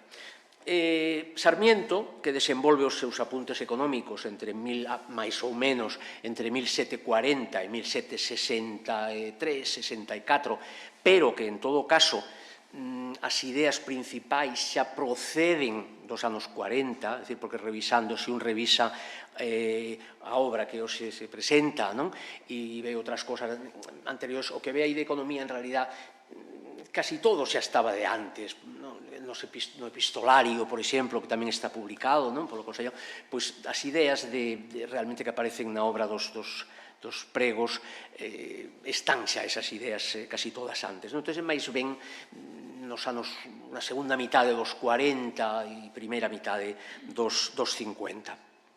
Por lo tanto, Sarmiento entraría de cheo nese primeiro período, sería un dos pensadores desa época dominada polas ideas de Jerónimo de Ustariz. Neste período, como decía antes, a recepción do pensamento económico europeo é moi reducida, hai algunhas traduccións, pero non moitas, algunhas están feitas, pero apenas son coñecidas, non hai unhas institucións que dean un pulo importante ao debate económico, non hai academias de agricultura, non hai sociedades económicas de amigos del país, non hai xuntas, e, polo tanto, Sarmiento non estará nas mesmas condicións de partida, por moito que se esforce, nin de lonxe, por medio que se mate, que busque amigos libreiros e tal, non está nas mesmas condicións que un Campomanes e non digamos que un Jovellanos ou que un Romá. Consonte a súa situación na época que lle tocou vivir, a principal obra que máis cita e que máis parece interesarlle efectivamente Ustariz. Cita en varias ocasións, coñece a súa obra, pero se vemos que utiliza de Ustariz, sobre todo o que lle encanta a Sarmiento de Ustariz son as estatísticas. Son as estatísticas sobre as importacións de lá, os comentarios que fai sobre a mesta, este tipo de cousas. E moitas veces afástase das súas opinións. A avaliación que fai Sarmiento da agricultura, por exemplo, como base da economía e da sociedade non é a de Ustariz, non ten nada que ver con Ustariz. E na realidade remata por acabar un pensamento propio que terá unha influencia moi directa sobre Campomanes e o seu traveso sobre Jovellanos, o que é un pouco resultado da súa originalidade, relativa originalidade. El mesmo explica como don Jerónimo de Ustariz dio a la luz el año 1724 un tomo en folio con el título de no sé qué, yo uso la tercera impresión de 1757. Luego fala tamén un pouco de Savary, pero non vou ler. Un pouco, a partir de aí, unha segunda cuestión, é dicir, decía que unha das cousas que distingue a Sarmiento de Ustariz é a súa avaliación sobre o que representa a agricultura, pero Ustariz era basicamente un home focado ao comercio e formaba parte desa tradición, por máis que tardía, do mercantilismo. Entón, o tema das compañías privilexiadas, o tema do comercio, dos aranceis, dos impostos, é un tema que no que Sarmiento colle só unha pequena parte e outra rexeita de plano de Ustariz. Por exemplo, Sarmiento restrinxe, é máis restrictivo co comercio do que era Ustariz. El comercio debe hacerse de los frutos que no son precisos, que sobran o pueden sobrar para su extracción y para la introducción de los frutos que son necesarios y no los puede llevar la tierra. É dicir, o comercio debe ser de aquelas cousas que non son básicas, que non son esenciais, aquelo que sobra. Isto para os produtos primarios, pero mesmo para os produtos do sector secundario, un pouco serían os bens de luxo que se poden exportar, que se deben tal, pero cando fala de cuestións como, por exemplo, relativas a vestido, os propios lenzos en varios momentos de liño, pois insiste en que non deben ser obxeto de exportación.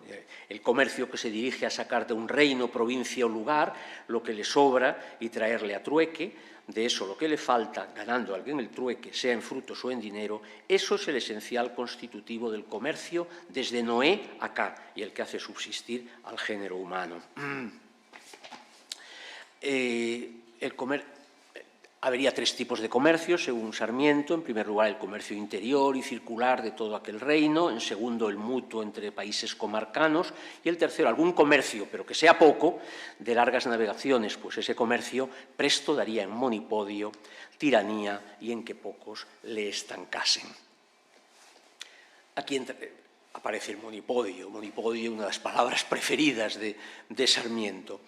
E esta é unha segunda gran diferencia, é a fobia, a auténtica fobia que parece ter Sarmiento cas compañías privilexiadas. As compañías privilexiadas, elemento central do colbertismo, dunha parte do mercantilismo, e esta fobia en Sarmiento eu creo que se explica por varios momentos, por varias cuestións, unha pola súa concepción ou polas súas propias experiencias, pero sobre todo por dúas cuestións. Eu creo unha que no 1743 publicárase unha obra de Teodoro Ventura de Argumosa, tamén un mercantilista tardío, que proponía un modelo un pouco para o crecemento da riqueza do país e, en fin, para mellorar as condicións da poboación, o que proponía era un modelo basado en unha serie de compañías privilexiadas do estilo francés, bastante colbertista. Entón, isto sitúa un pouco no alerta, porque ao mesmo tempo, un chisquiño máis tarde, a partir de 1746, se mal non recuerdo, entre o 46 e o 54, é cando José de Carvajal e Lancaster, o Lancaster, entra como secretario de Estado. José de Carvajal e Lancaster era coñecido nos círculos de Sarmiento como el fabricante. En outros chamabanlle el arbitrista. É dicir, Carvajal tratou de ser un promotor das compañías comerciais, pero de unha forma distinta da tradicional, ou con un obxectivo distinto ao tradicional das compañías francesas ou das compañías que en realidade Sarmiento ataca. O que pasa é que aí Sarmiento non percibe moi ben a diferencia e un pouco arrapaña con todo. Pero a idea de José de Carvajal era que o comercio colonial, e era certa, estaba moi concentrado no eixo, primeiro Sevilla, logo Cádiz, Sevilla-Cádiz. E había unha serie había reivindicación dos principais portos españois de moito tempo atrás de participar no comercio colonial. Era un problema importante, non? Había moita xente que defendía o modelo tradicional e unha fórmula posible, como un pouco avanzar e para un pouco non manter desa maneira ese monopolio do comercio colonial. Ensáyanse diversos experimentos, pero aí o que pensa a idea de Carvajal é a de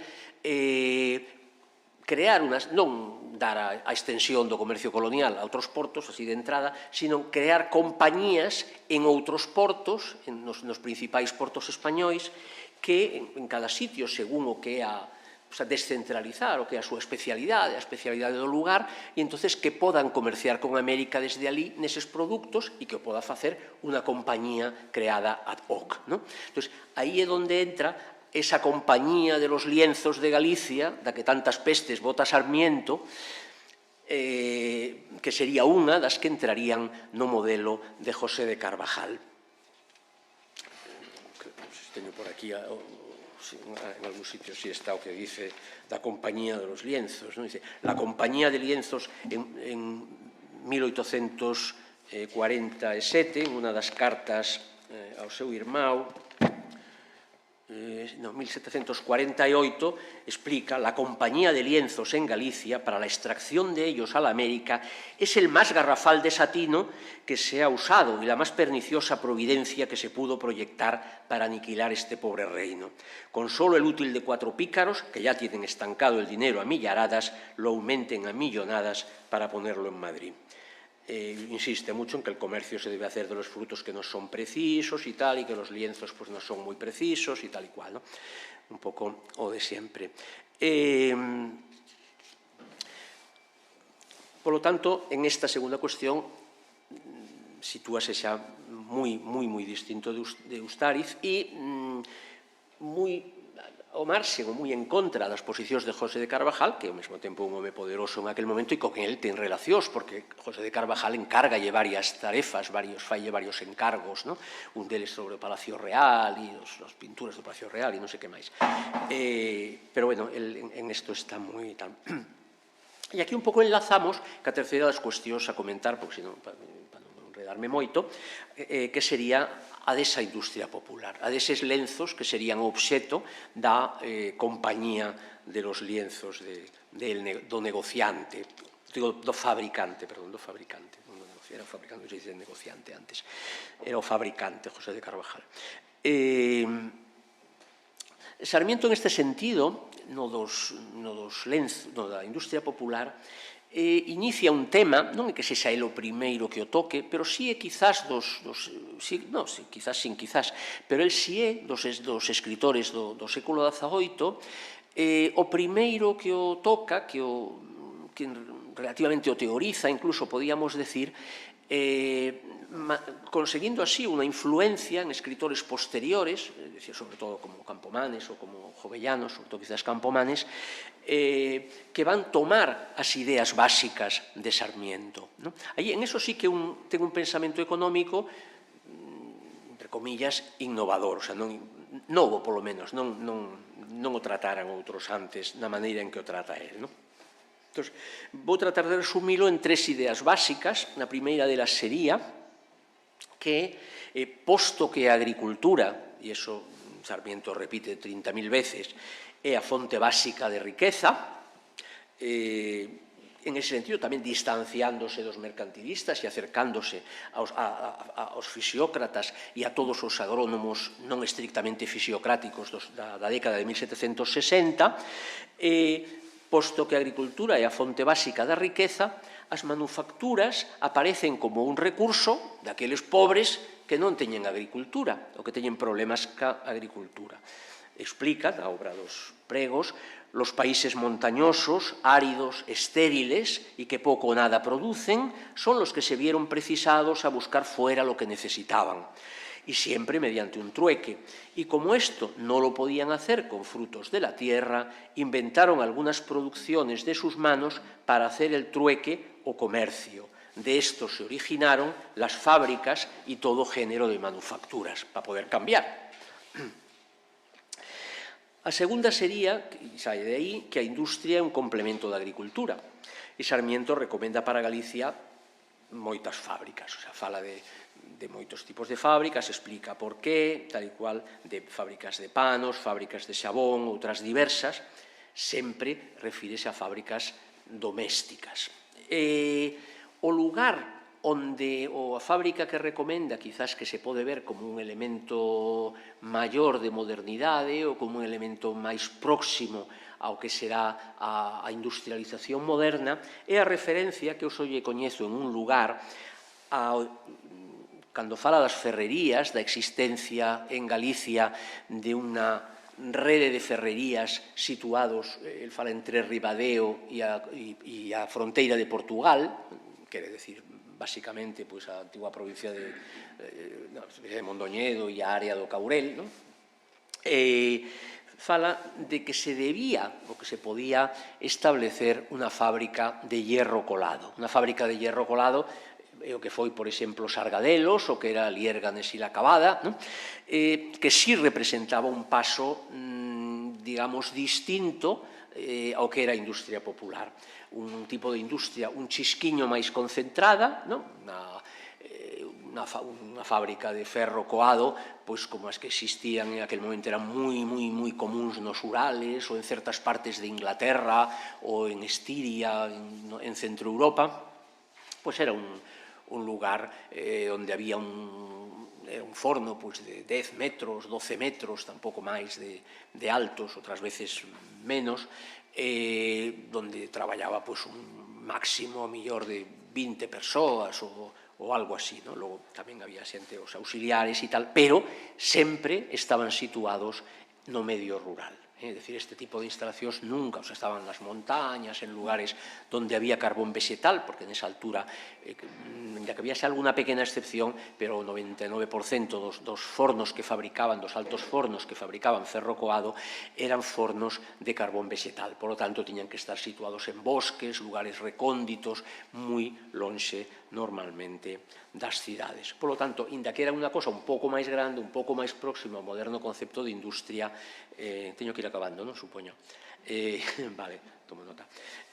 Pois logo non rompían a idea da industria rural. Entón, por resumir, vamos un pouco saltar algunhas cousas. E a terceira era que, polo tanto, a industria debía ser popular. El lienzo en Galicia es género de segunda necesidad, es infinito el que se necesita, los más de los gallegos se visten de lienzo, tal cual. Dice, pero si 4 usureros logran con el dinero en mano comprar a bajo precio una multitud de piezas de lienzo para embarcarlas y extraerlas, al punto se subirá el lienzo y los que vendieron a 4 necesitarán comprarle a 8 para vestirse, recurriendo a los extranjeros.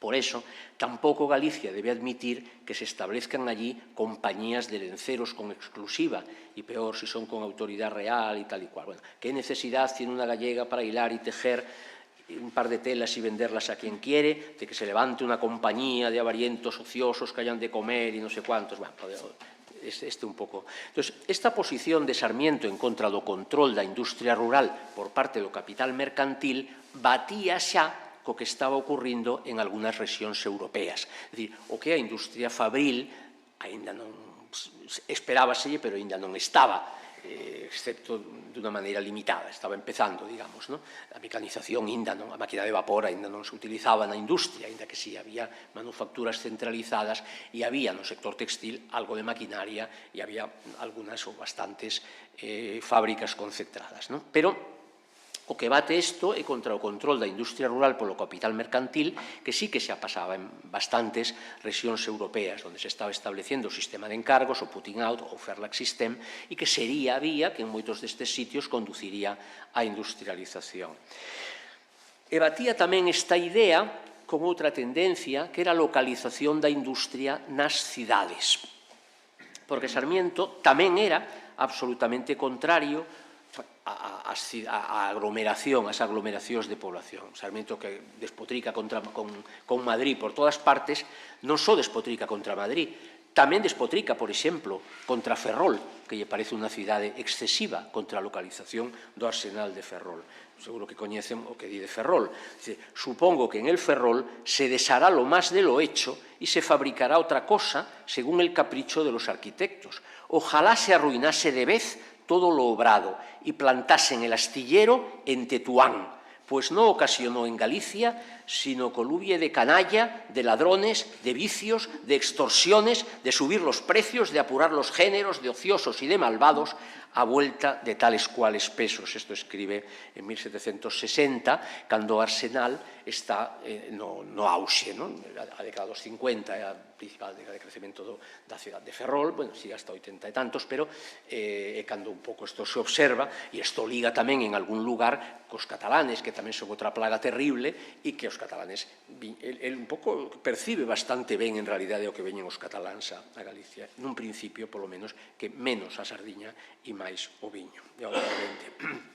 En conxunto, Sarmiento está contra todo tipo de centralización da produción produción industrial, tanto a que se producira no rural desde o capital mercantil como a calquera tipo de fábrica centralizada. Esta é a versión, a centralización a que ten sido interpretada algunhas veces como antiindustrialista e anticapitalista, eu mesmo fixen na miña xuventude, e outras máis tense visto como unha defensa da economía moral dos pobres, como unha defensa dese consenso sobre o que é lexítimo en economía. Visto con certa perspectiva, as dúas posturas teñen algo de razón, porque o que compre decir é que, aínda contra 1760, se non estabas no Lancashire ou se non estabas no norte de Francia ou tal, era difícil que percibiras que a intervención do capital mercantil sobre a industria rural estaba levando a industrialización. Fora de lugares como eses era difícil ter esta percepción. Por lo tanto, tampouco se lle pode pedir a Sarmiento que nin siquiera os libros que estaban a súa disposición nin tal falaban nada desto, nin indicaban nada desto. Por iso, esta controversia, en realidad, hai un pouco das dúas cousas, pero esta controversia, cando cobra sentido, non é con Sarmiento, a que non se lle pode penalizar, tampouco penalizar, pero nin criticar por esta ausencia, pero sí a Campomanes ou sobre todo a Jovellanos, porque de aquela, cando eles falan da industria popular e repiten basicamente, sobre todo Campomanes, os argumentos de Sarmiento, en aquel momento sí que xa hai outra información, hai outras realidades e xa é máis evidente que esa posición é antiindustrialista e anticapitalista. Pero Sarmiento non ten culpa.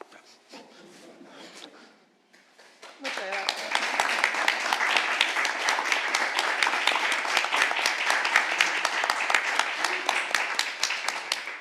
Moitas grazas. Por último, a quenda de Xiola Barta, que nos vai falar de cepazos e atunos do Valle de Sarmiento. E sardiñas, que é unha gralla que aparece un título. Boas tardes. En primeiro lugar, o meu agradecemento ao Consello da Cultura Galega, que foi a miña casa lá hai 30 anos,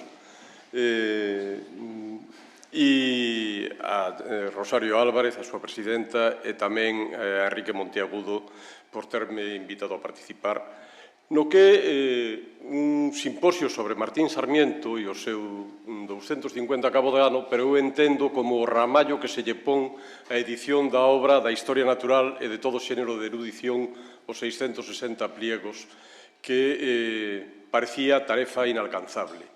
E na que en algún momento, alá polo 2007, 2008, a instancias de Ramón Villares, daquela presidente do Consello da Cultura Galega e eu, coordinador institucional do CSIC en Galicia, pois movimos para esta coedición que hoxe se ve que ten finalizado por fin e que en Galicia hai que pensar que os tempos son dilatados, pero que todo ao final chega. É un atrevemento pola miña banda falar ou pretender decir algo novo do Padre Sarmiento, porque eu non son un estudoso do Padre Sarmiento, eu son un lector dos estudosos do Padre Sarmiento e tamén do Padre Sarmiento. Pero chámame a atención e, ademais, valoro moitísimo a obra que promoveu o Consello da Cultura Galega no 1997 sobre o Padre Sarmiento e o seu tempo, unha obra colectiva que ten un valor incalculable en moitísimas das súas aportacións e que permite un coñecemento fondo e divertido de quen era o Padre Sarmiento, o mesmo que o fai a lectura de algúns dos pliegos, sobre todo aqueles que máis me chegan, que son os que teñen que ver co mar, por eso cetáceos, atúns e sardiñas, do propio Padre Sarmiento. En primeiro lugar, porque o Padre Sarmiento non tiña pensado publicar. El escribía para non publicar e queixábase, moitísimo, de que os seus pliegos que mandaba aos seus demandantes de análisis e de información, que para eso traballaba, até o extremo de que, según o profesor Pensado, as 2/3 partes dos seus escritos responden a demandas concretas que lle facían pois a xente que se relacionaba con el ao redor do mosteiro de San Martiño, ali en Madrid e que eran fundamentalmente, desde o Conde de Aranda hasta o Duque de Medina Sidonia, xente toda de poder e coñecemento. Tamén o seu irmán Xavier, do que son ben coñecidas as súas cartas, e todo eso, el queixábase de que ele mandaba escritos e pliegos, pedíalles copia a quen llos mandaba para que lle fixeran unha copia, ninguén llos devolvía, e, polo tanto, dai ven esa queixa que plantexaban moitos dos estudiosos de Padre Sarmiento de como estaba esnaquizado todo o seu coñecemento. Pero, sendo unha persona que, ademais, decía que eu escribo porque non teño cousa mellor que facer vivindo retirado e tan só o meu recuncho, como lle escribía o Conde de Aranda, deu a facer cantidades, como estamos vendo aquí, en estas distintas intervencións, e como vimos en todos os outros traballos de anteriores estudiosos, como o profesor Pensado, ou Filgueira Valverde, ou Francisco López Capón, no que toca ao tema pesqueiro, que escribiu tamén moito sobre Sarmiento, ou Paco Díaz Fierros, desde o punto de vista da historia natural, que tamén lle dedicou a análisis a todo elo, pois vemos que conseguiu facer unha forma de situarse no mundo e de dar resposta aos problemas que se lle ocurrían. El vive nun momento en Galicia, porque el se referencia moitísimo a Galicia, tamén a Mesta e tamén a outro tipo de cuestións que lle plantexaban, no que había unha industrialización tecelán, a sardiña, o comercio marítimo, os conflitos dos foros, e coincidía, ademais, coa chegada a Galicia dos industriosos cataláns, que viñan buscando materia prima porque o Tratado de Utrecht pechara o acceso ás pescarías de bacallau de Terranova e, polo tanto, había un déficit no mercado español de produto salgado, de proteína para o comercio. E, ademais, coincidía coa matrícula do mar, que é outro dos elementos nos que Sarmiento fai con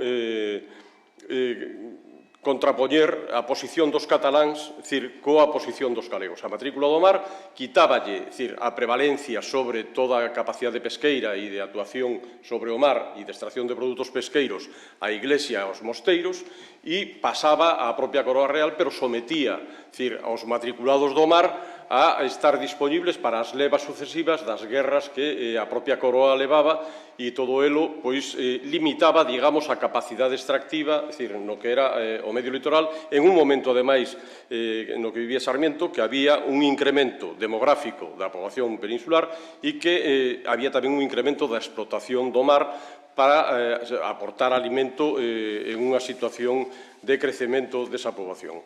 En ese tempo, coincidindo no tema marítimo e no tema do mar con Cornide de Saavedra, Sáñez Regua e co seu irmán Xavier, que eu entendo que debe de interpretarse tamén como outro dos grandes ilustrados no mundo do mar, como ben mostran as epístolas que hai intercambiadas entre eles e as reales ordenanzas publicadas por Xavier Sarmiento sobre as pesquerías da provincia de Pontevedra, que son, digamos, unha luz que vai a alumear ao que é a xestión das pescarías e a ordenanza, sobre todo da pesquería de Sardiña, a partir de aí en outras provincias marítimas, e non só en Pontevedra, pois esa situación leva a que el empece a pararse no mar e a dedicarlle máis tempo ao mar. E chega a decir, nunca pensei que ia entender tanto sobre os peixes, pero hai tal abundancia deles en España, en xeral, e en especial, falando en Galicia, que me quedaría moi curto neste asunto se non dese algunha noticia sobre peixes e mariscos,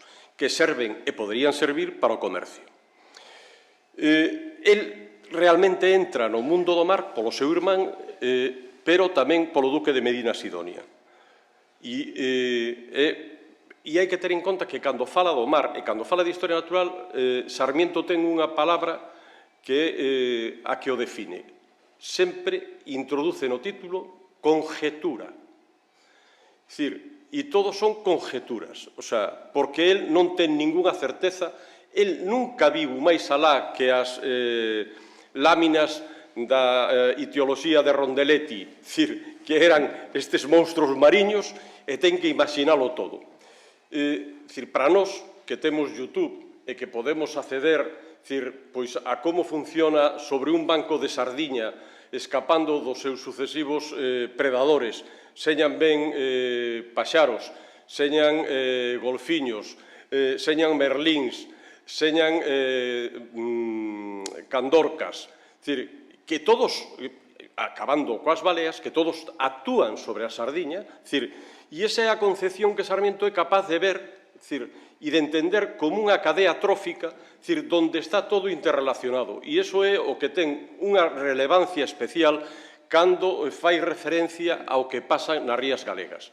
O sea, Sarmiento lállase, hai que pensar que cando Sarmiento vive xa non hai pesca de baleas. Hai un libro precioso que moitos de ustedes coñecerán, que é de Valdés Hansen, Los balleneros en Galicia del siglo XIII al siglo XX, editado pola Fundación Barrié, que é unha verdadeira maravilla de estudio e de libro, polo ben editado, ben cuidado, e polo moito que se aprende en él sobre as baleas.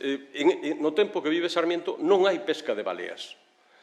E el lállase de que, co que rinden as baleas, porque ele estudia e ele que sucede en Islandia, que sucede nos países nórdicos, o sea, onde todavía están activas as pescas de baleas, como aquí, cando entra unha balea nas rías, o sea, este verán, recordarán moitos de vostedes que unha balea, un rorcual enano, entrou en Combarro e quedou apresado dentro do muelle de Combarro. Bueno, pois eso é a fórmula normal, é dicir, este verán hubo un avistamento de 54 rorcuales azuis, na beiramar de Galicia, é dicir, pois isto que el vivía e sabía, tanto pola relación co seu irmán como polas viaxes que facía a Galicia, chamaba a atención de que os pescadores non se dedicaran a elo, el hallábase delo.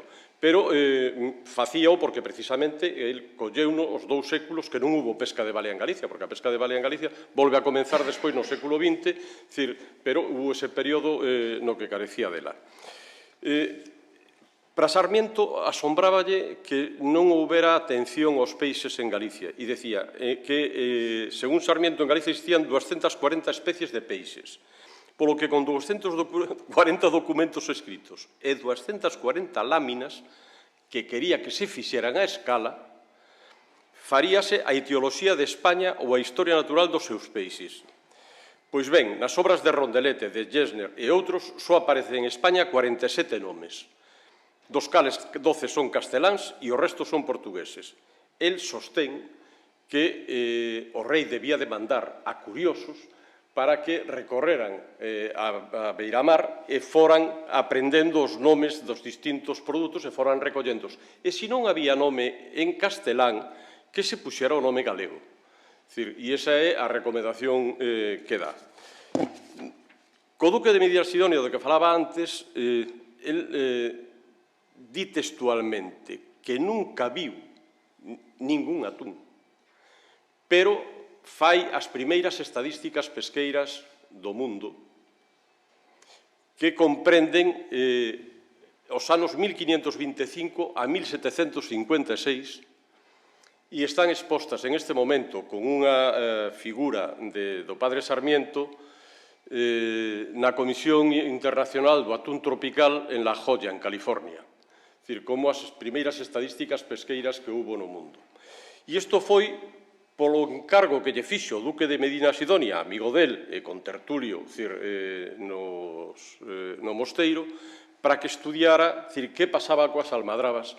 E en ese momento, cando el empeza a relacionar toda a ecoloxía, ver as relacións que hai entre as sardiñas, que son unha presa dos atúns, ver a relación que hai coas candorcas, ver a relación que hai cos golfiños, e que todos están actuando e que todos traballan sobre a sardiña, tanto abaixo nas almadrabas do sur como aquí en Galicia. Entón, ese mundo que el comprende e do que fai conjeturas e que define por primeira vez a sobrepesca, dice que a caída dos atúns que lle plantexaba o duque de Medina Sidonia nas súas almadrabas, que eran herdadas de Guzmán el Bueno, pois eran debidas a que se pescara demais. Como se pescaron os tranchos, as ostras e os berberechos. Os tranchos son os espadíns que eu, cando era pequeno e empezaba hai 50 anos, todavía os estudiábamos. E hai tesis de doutoramento feitas sobre o espadín e hoxe desapareceron das pescarías galegas. En definitiva, Sarmiento vai a entrar na ordenación co seu irmán das pesquerías de Sardiña, vai a buscar como regular a interacción, é dicir, das candorcas, dos golfiños, das baleas, pero todo sempre sobre a pesquería de Sardiña. E el sabe e está convencido que non vai nunca a convencer aos pescadores de que maten os golfiños, que é o que el propón porque son depredadores das sardiñas, ou de que consigan explotar e pescar baleas que tamén son depredadores de sardiñas, porque hai toda unha serie de supersticións en torno a elo que levan mesmo a que teñan que os cregos do Santo Oficio seren contratados para intentar sacar aos golfiños das rías e que deixen de facer estragos nas artes de pesca da sardiña. En definitiva, hai algo que o saber deste ilustrado erudito, desde os seus libros, pero con unha intensa interacción dende a súa celda co mundo e os poderes do seu tempo, que eu creo que esa é a clave de por que nos interesa tanto, é dicir, por que aceptamos as súas conjeturas, por que aceptamos eses males humores, como, por exemplo, o que dixo de Ferrol que nos contou agora Xan, forman parte, digamos, de unha visión global do mundo, e de unha enorme capacidade de activismo, económico, social e científico, para intentar cambiar as cousas do seu tempo. E nada máis, e moitas gracias.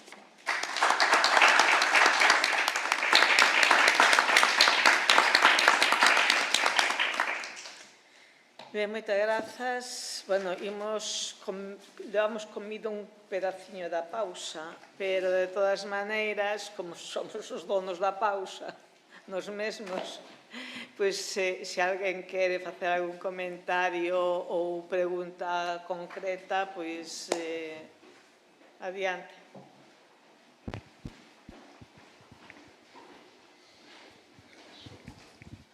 Bueno, é que eu estou extraendo do que escoitei esta tarde, o que escoitei a mañán, e algunha lectura sobre a obra do autor que estamos a tratar, de Sarmiento, a idea de que hai dúas personas, ou, vamos, dous persoeiros, nunha mesma persoa.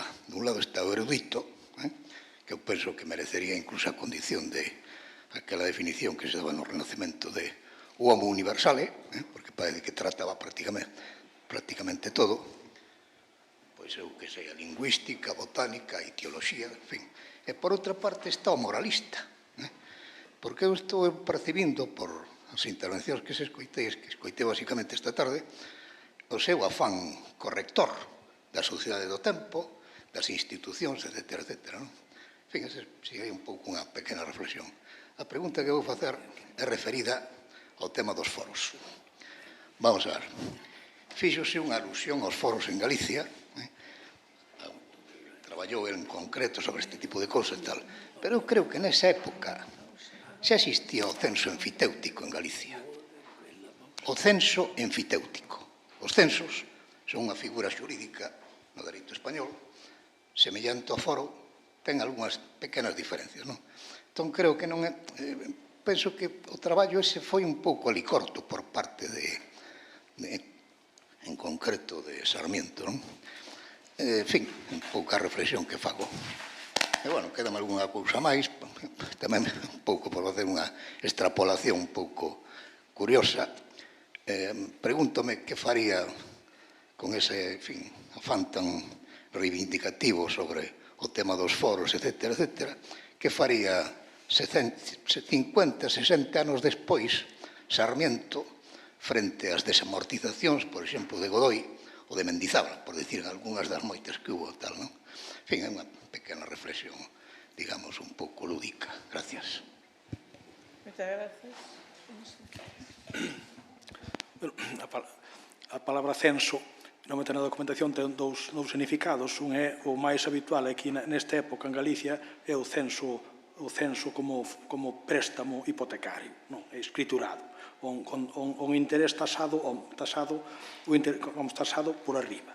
Entón, ese é o uso, a acepción fundamental que aparece na documentación. Tamén existe, o foro, e no 19 veces pasa así, pódese calificar de censo como cesión agraria, pero na documentación da época, o censo en Galicia é censo hipotecario. O que aparece en Sarmiento refírese únicamente a iso, é ao foro. O que pasa co foro pode ser por vidas de reyes, pode ser por vidas de 3 generacións, pode ser por 100 anos ou pode ser perpetuo. Existen todas as posibilidades, pero redimible non. O foro redimible durante a época moderna non pode ser redimible. Durante a época moderna non pode ser redimible. Pode ser redimible, ao mellor, é redimible o censo hipotecario, ese sí, non? Pero o foro na época moderna non é redimible, na época moderna, non? Claro, o que pensaría Sarmiento da desamortización, pois, desde logo que non estaría de acordo, non? Pero, eso podemos dalo por suposto, que non estaría de acordo. Ele pensaba que a religión benedictina iba a durar hasta o fin do mundo, pero, felizmente, non viviu esa época. Non viviu esa época. Alguna intervención máis? Sí, Pedro.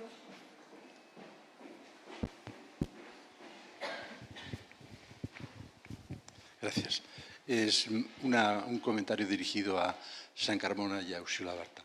Es en relación a la postura de Cornide, que a mí me recuerda muchísimo la postura de Sarmiento, en tanto que anticapitalista y antiindustrialista en relación con las pesquerías de los catalanes y la explotación de la pesca por parte de los catalanes, en que él se manifiesta defensor, dice, de los intereses de los pescadores gallegos contra la invasión de los capitalistas e industriales catalanes, ¿no?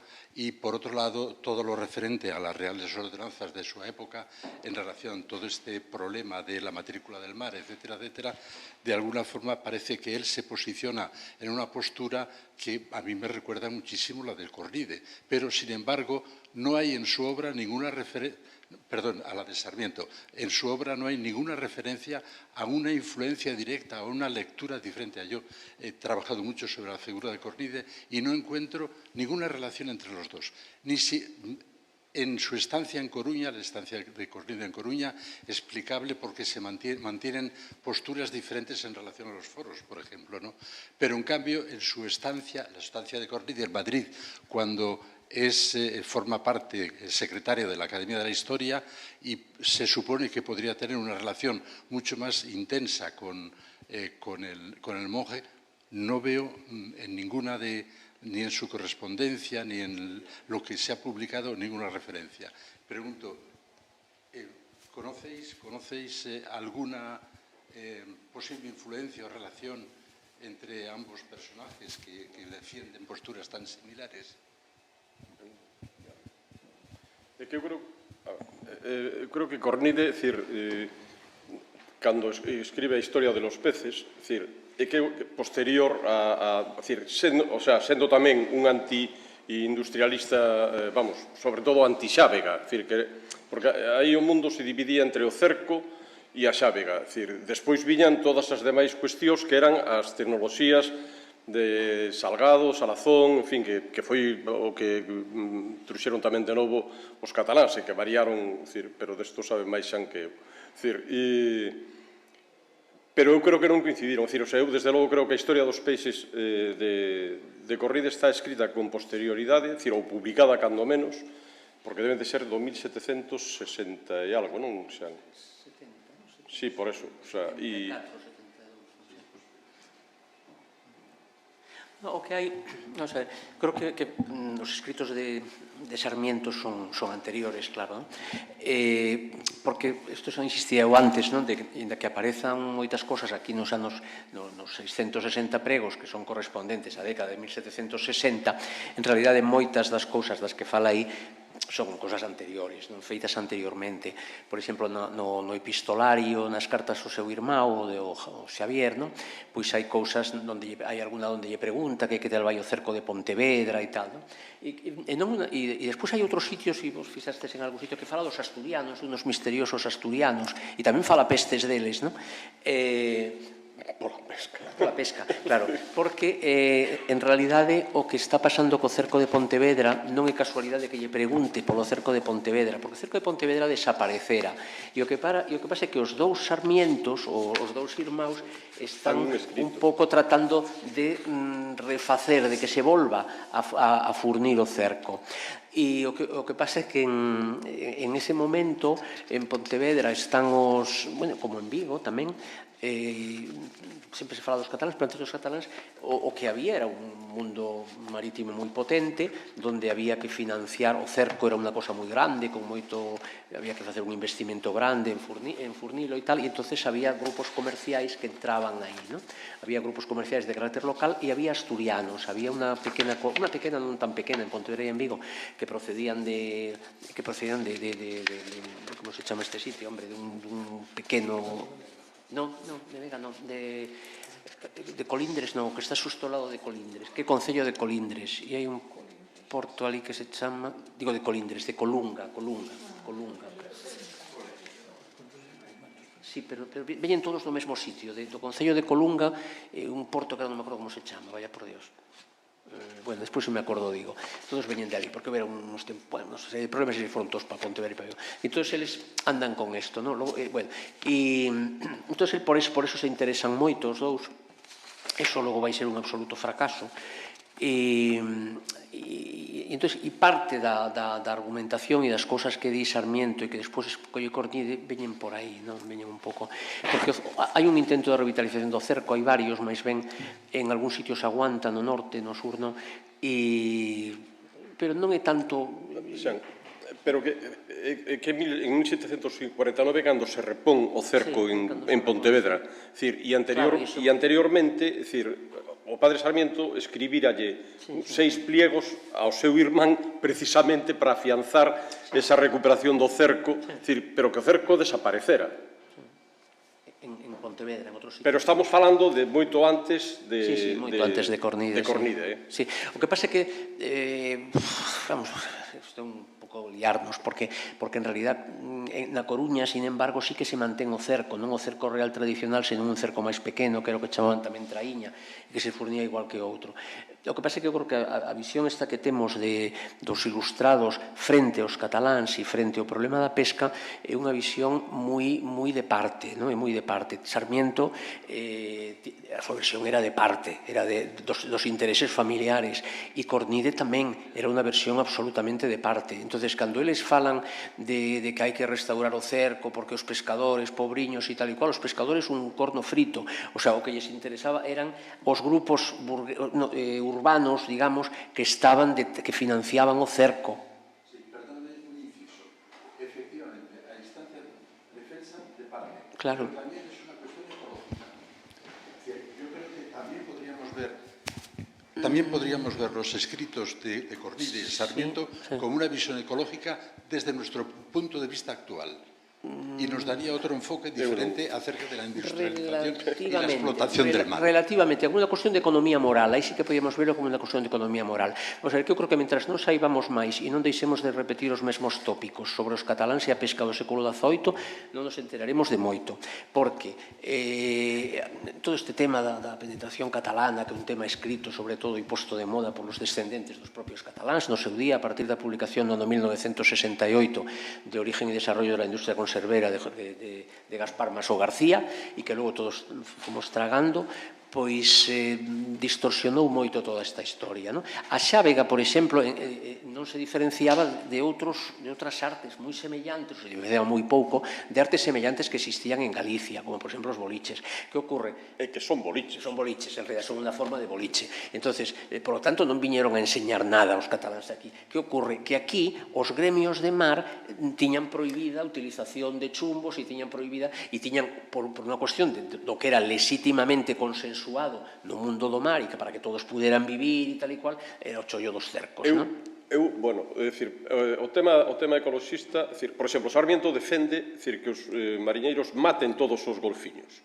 O sea, pero así, e son os mariñeiros que non os matan, non porque sexan tamén ecoloxistas, sino porque pensan que o sangue dos golfiños espantará a sardiña. E por eso non van a matar os golfiños, sinda que lles esteñan rompendo as redes e lles esteñan destrozando todo. E despois eu creo que o tema dos cataláns, que ten razón Xan en un extremo. Eu creo que é tempo de que empezamos a ver que o tema dos cataláns ten máis que ver coa matrícula do mar na medida en que eles incumplían a legislación e se escaqueaban os matriculados do mar cataláns de ser requeridos para o servicio da Mariña porque estaban fora do seu territorio e, polo tanto, tiñan unha liberdade de actuación, de comercio e de industria que non tiñan os matriculados galegos, que non só na controversia ludista, máis ou menos, que se intentou analizar, e, bueno, eu creo que a ciencia, como di o propio padre Sarmiento, el, cando fala das candorcas de Zumaya, dos peces cetáceos de Zumaya, dice, primeiro pensé que eran cachalotes, pero me equivoqué. Saqueino de unha traslocación do nome que lle daban os galegos que estaban ali, Alcandorca, e de aí cheguei a que eran orcas. É dicir, que é un continuo avance, pero eu creo que non son, as historias non se poden, dende logo non podemos ver as cousas hoxe, as cousas de antes coa visión de hoxe. Sobre isto creo que, claro, a veces é difícil de diferenciar, non? O que hai de ecoloxía e o que hai de digamos que de recurso a ecoloxía para defender unha posición determinada, non? Porque, por exemplo, nos pleitos que hai na ría de Pontevedra na segunda mitad do século XVI, os mareantes de Pontevedra utilizan argumentos ecolóxicos continuamente para evitar que os de Marín e os de Cangas pois pesquen na ría en determinadas épocas, non? Ou con determinadas artes. Entón, eles o que utilizan é defender o cerco porque era o que controlaban eles, non? Pero eran ecoloxistas. Bueno, eu creo que é un argumento que se utiliza nesta luita, non? Polos recursos, non? Ben, pois, se vos parece, son 55, tendes unha pausa de 5 minutos, porque en punto recomenzamos coa presentación. Moitas gracias a todos.